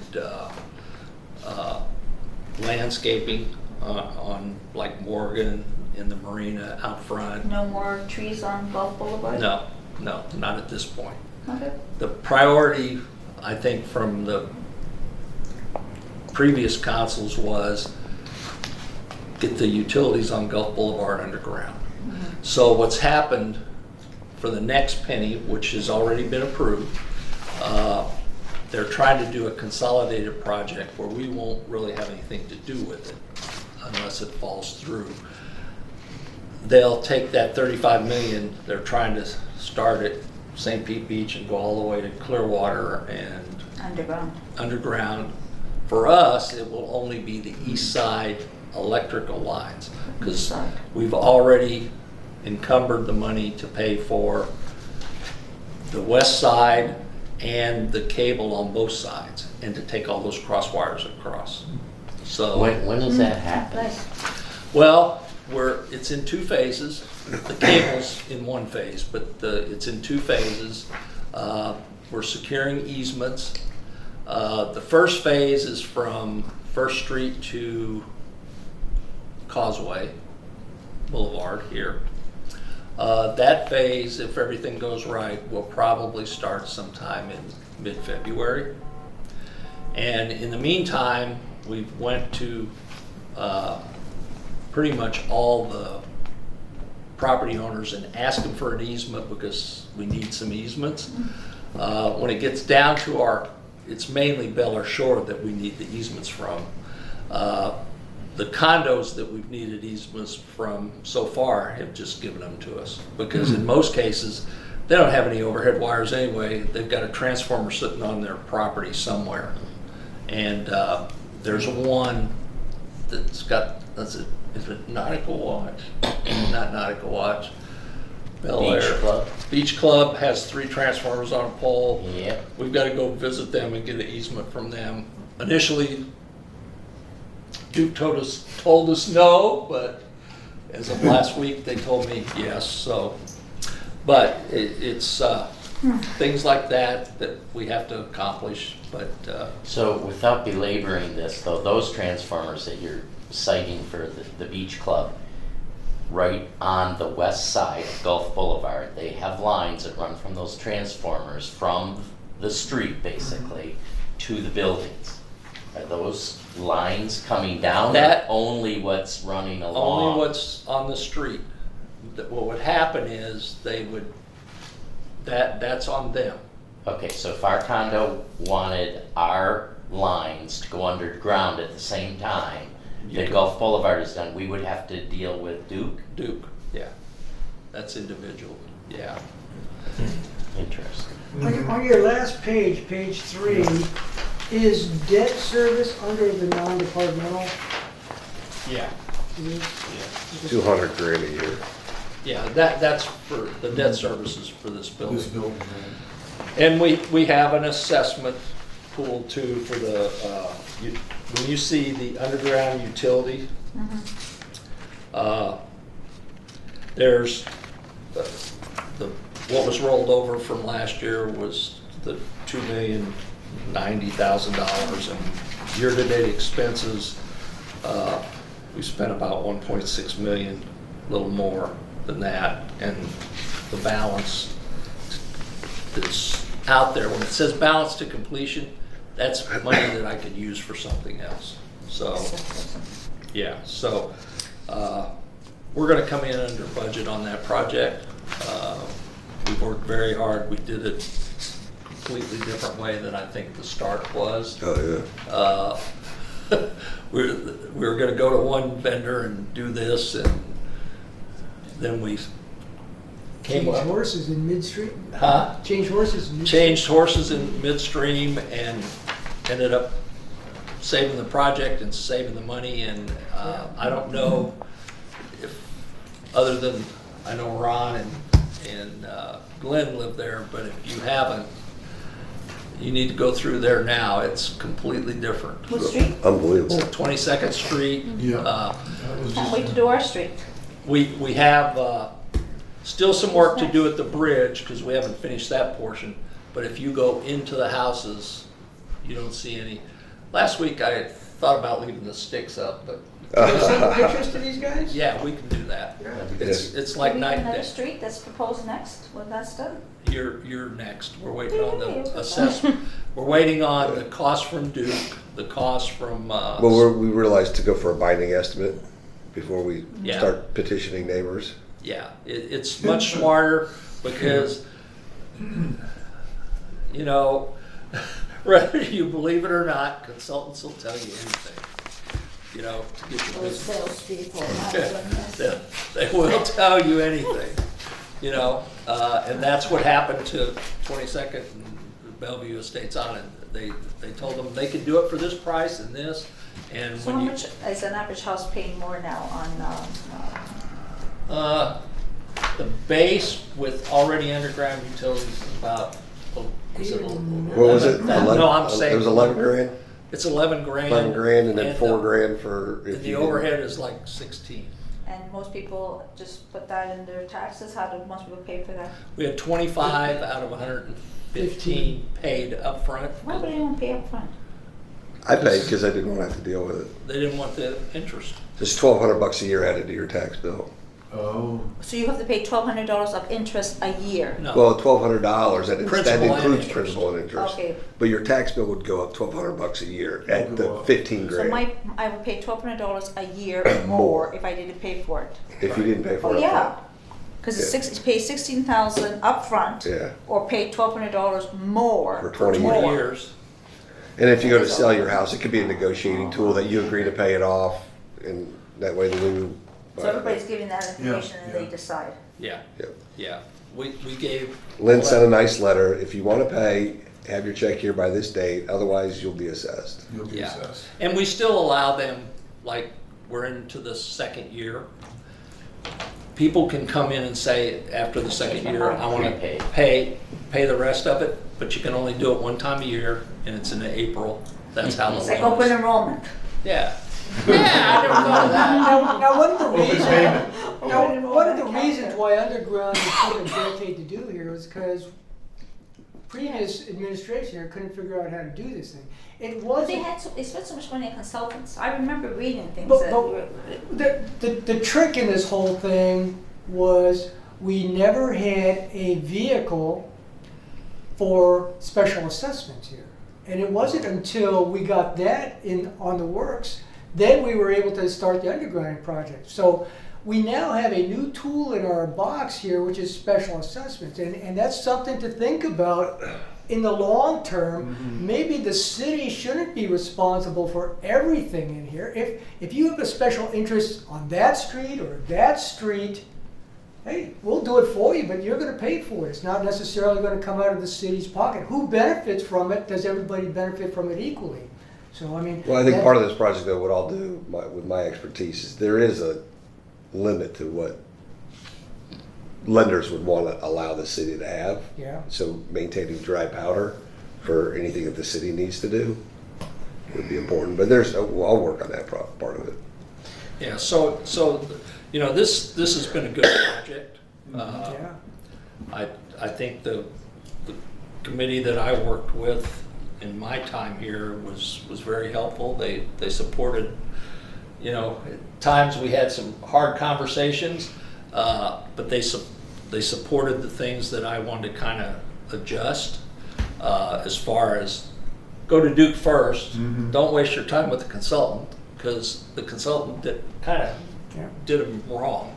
Bait You know. and switch for sure. Yeah. But I'll give Lynn a lot of credit. So even we're though doing that differently now. even though when Duke came back and said, here's the cost, take it or leave it, Lynn went and got separate contractors to do the things Duke didn't need to do. And so that's where we saved, what, $600,000 or something Yeah. on some of that stuff. So Yeah, Duke will give you the price, because I asked him for 2 separate prices. I asked him I want a price if you turnkey it, okay? And then I want a price if I put the conduit in the ground. and you just power it. You power it. And we subcontracted the first part out. Yeah. And we subcontracted. And we did well till we got to the lighting poles, and then we started hitting gas lines and water lines. A couple nights I couldn't go home, but that's all right. Yeah. Did you Hey. guys pass a policy that says when you do other streets, the lighting has to be the same? Because you don't want every street to have different lights. Yeah. We never had a master streetlight policy, and this is one of the spin-offs of We this should thing. do We something figured like out that. how to do this. You know, we will give you a baseline street lighting. If you want something above and beyond that, You pay for it. Right. So you're gonna allow every street to have a different light? Is that what is that the vision? No, the policy that's been kind of established by the city council is if we change a pole out, we're gonna change it to concrete, okay? Yeah. Okay. That's what the city will do. If you want solar, then the city's, how we worked it with Bellevue Estates Island, the city took the 10-year warranty on the solar lights and said, okay, this is what it would cost us to do. So we're gonna give you a credit against those lights for the 10 years of costs, present day. So they're getting 46. yeah, something. 46, 48, something like that. Yeah, credit, the city's gonna pay $46,000 of that lighting bill. And we're gonna take over the maintenance of it and responsibility for it. So, you know, if there's a warranty thing, we'll get the warranty. The city will insure it too, once it's all done. I think we should be careful about making sure we have consistency at driving Yeah. from one street to the other. So people don't say, I wanna live So on this street. I know they say that, the but really you lights should, match the what's lights, on Gulf Boulevard. it Right. should really have a consistent look and feel. And Because that's- then we become a That's some neighborhood. more specificity that needs to be added to the current policy is, what do we want Bel Air Beach to look like in 3 to 5 years? Do we want all solar? Do we want uniform this? Do we want that? And I think part of our opportunity is there some grants available for some green, you know, is there some way for us to go find some revenue that would help pay to do the lights quickly? So, We could do that, right? That's part of our mission Scope. here is to Yeah. go look for free money. Yeah. Right. So Lynn, undergrounding north of the causeway, timing? Should be later this year, Huh? because I don't. Is that both east and west side, or just No, one? East side, except for the cable, we paid for Right. both sides to Right. get rid of that. What we're hoping is the county handles this undergrounding project for Gulf Boulevard with this next 35 million.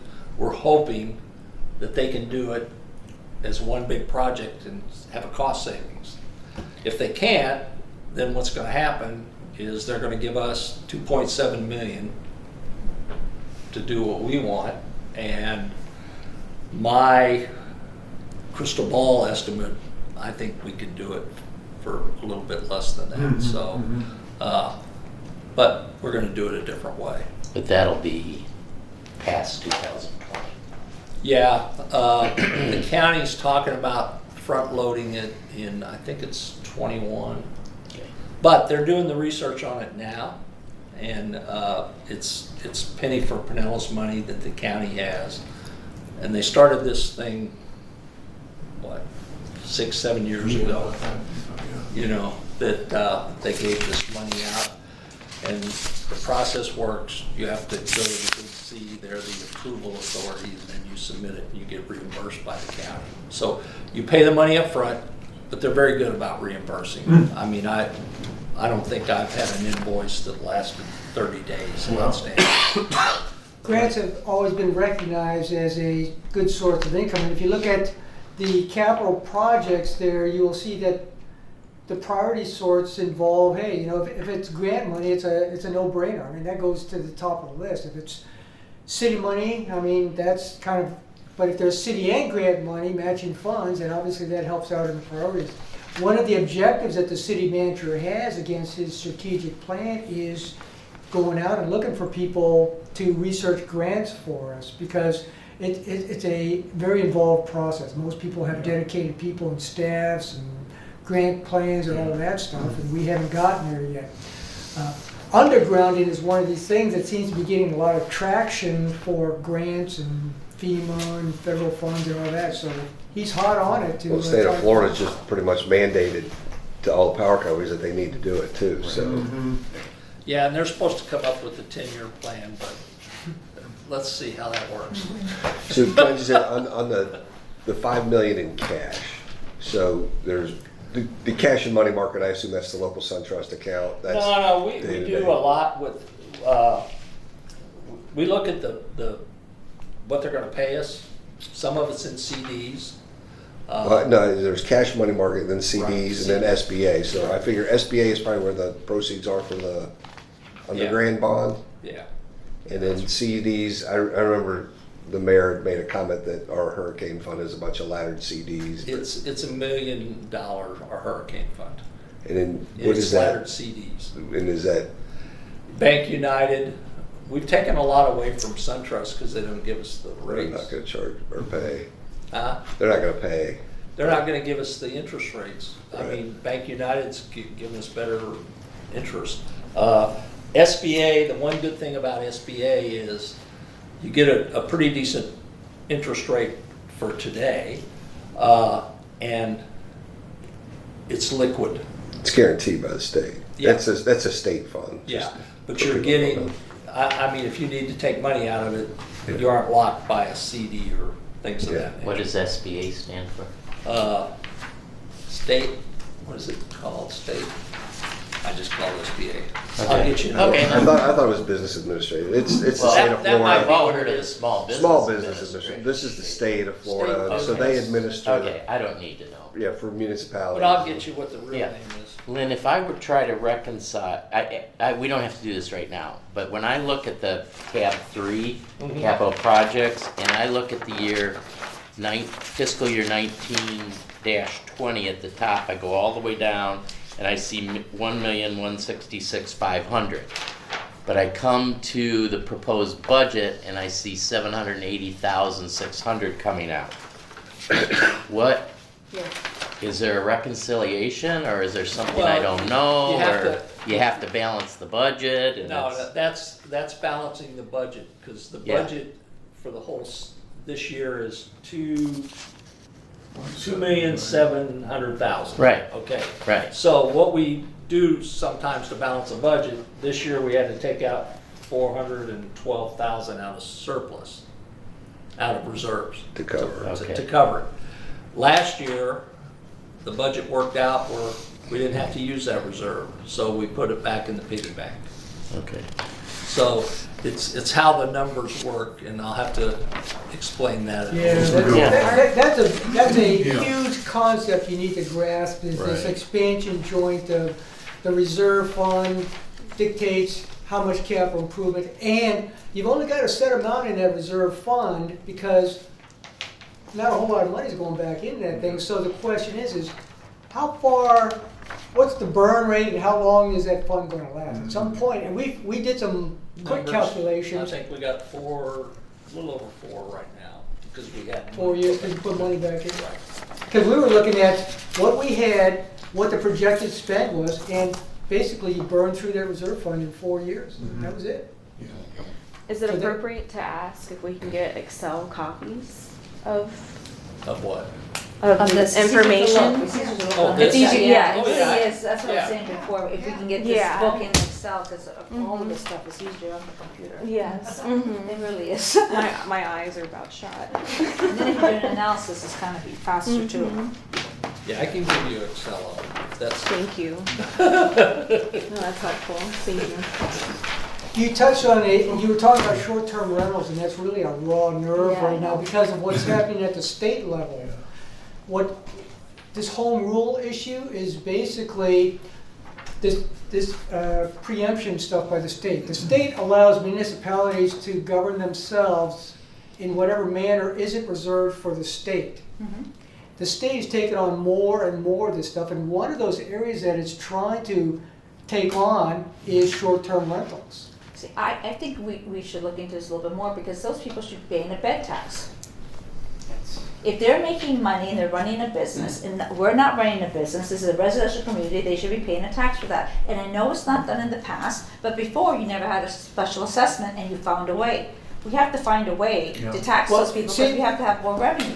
The trick in this whole thing is, as soon as you start touching your municipal Work. policies on short-term rentals, everything's out, you lose all the protections that the municipality currently has against the state taking on those duties.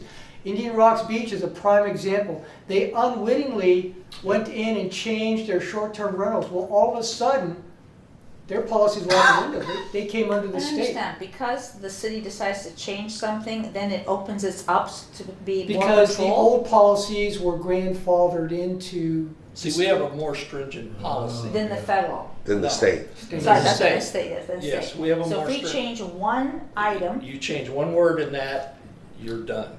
Then you're then gonna, we have to find another way. yeah, you Yeah, can't, can we find another way? A special assessment? no. That's why you're You here. guys- That's why we're here, yeah. Okay. Yeah. No. That's something down the road. Yeah, see, the way, and the state wants to try to take that away from us. And they tried for the Have last we couple. looked at, do you feel that we put enough resources in looking into this? Oh, yeah. You have. Yeah, we've looked. A good example is Indian Rocks Beach. Indian Rocks Beach. Yeah. But they did it the wrong way. Have we looked into anyone that did it successfully? You can't, How did people find it? Because we are defined as a residential community. There's That- no commercial property in here. doesn't matter. I'll give you a good example. There's cities that have, we have 3 months. There's cities that have 6 months. There's They cities have 1 week. that have 1 week. Yeah. And there's cities like Indian Rocks Beach, because They- they touched their ordinance, Yeah. trying to fine tune it for whatever reason when they did it. They They lost. lost it, but I still don't understand. We have 3 months. Why doesn't it apply to these people on the condos? And you're saying because their condo association trumps our city. Yeah, ours is So if 30 we, days. so if we Yours 30, change 30. it, you- You- I don't know, you- it doesn't really matter, because even if we Yeah. change it, it doesn't affect them, you're saying, so it's a good point, there has to be another way. I don't think with condos. There may be. I mean, that's I know, something- Maybe. And that's kind of what for us to do.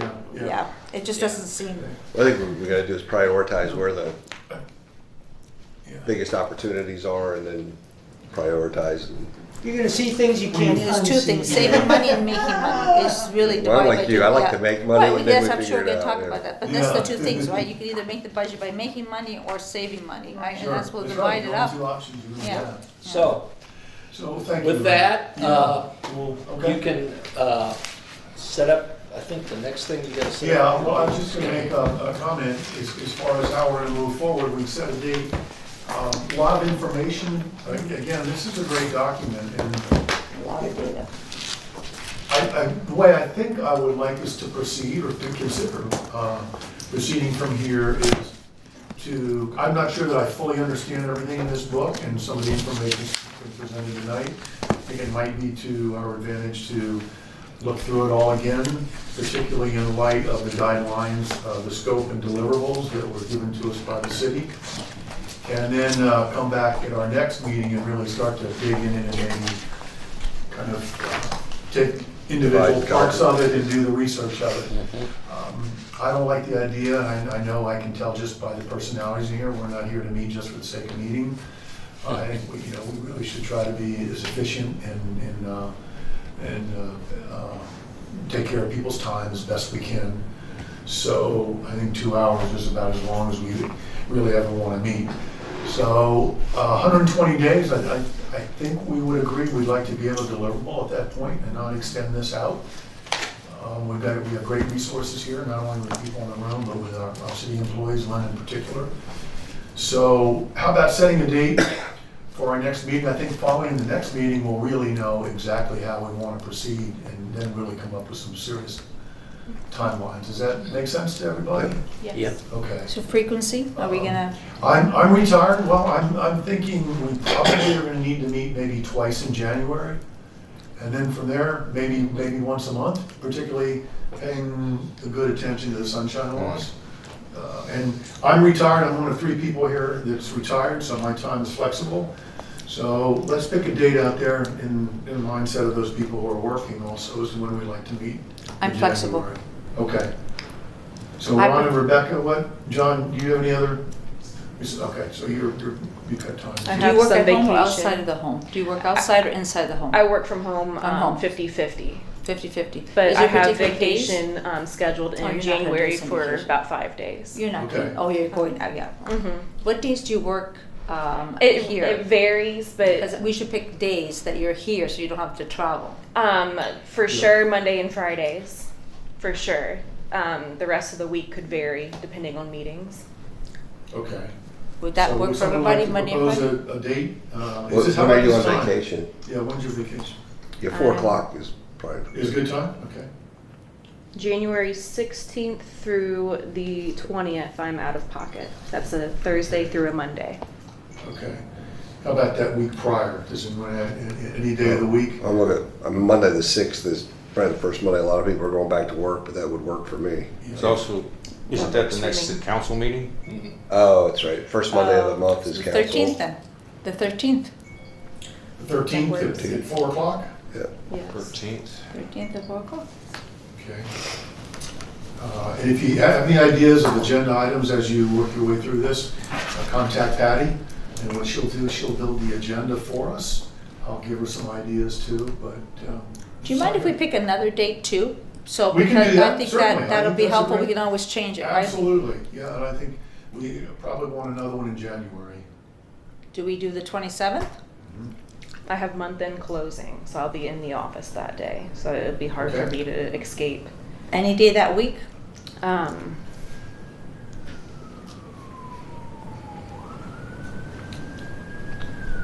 I would say Friday the 31st would be the only other day. I hate Fridays. I'm sorry. Okay. No. But we'll have to do it earlier.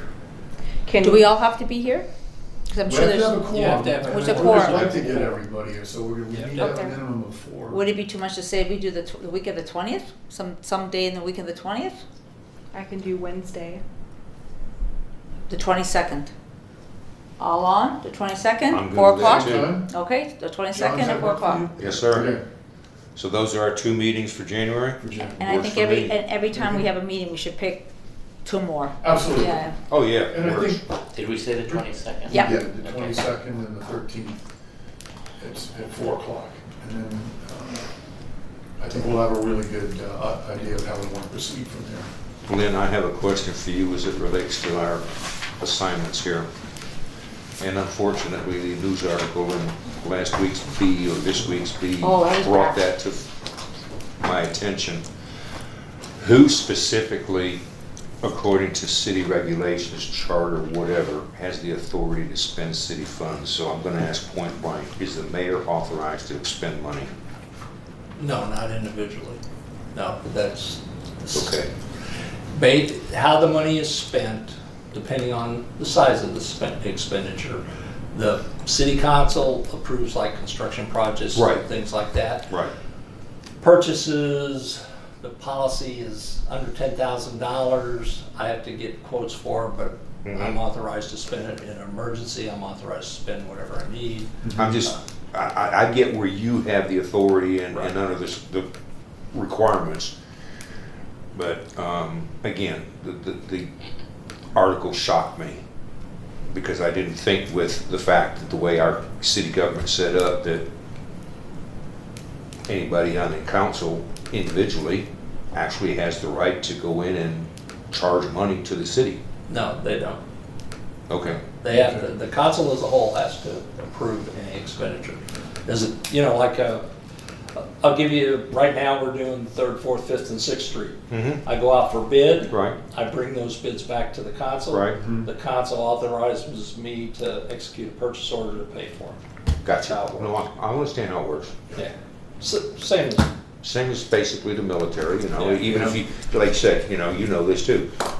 If you can't find it in the military supply system, but it's available on the outside, you gotta get 3 bids. Right. And We do the same thing. Same unless situation. you can justify it being a sole source. Or if it's on a state contract. Yep. But, I've been pretty diligent about taking big purchase stuff because a lot of cities, if you approve a budget, if the council's approved the budget, Mhm. you don't have to take it back to the city council. True, understood. Yeah, No, I understand where you come from. I have a different philosophy. I'd rather them know that I'm spending their money. Well, it's my money too, I guess I should. You're a taxpayer. Sure, yeah. It's our money, you're right. Do we have a motion to adjourn? So moved. Second. All in favor? Aye. Meeting is adjourned. Thank you.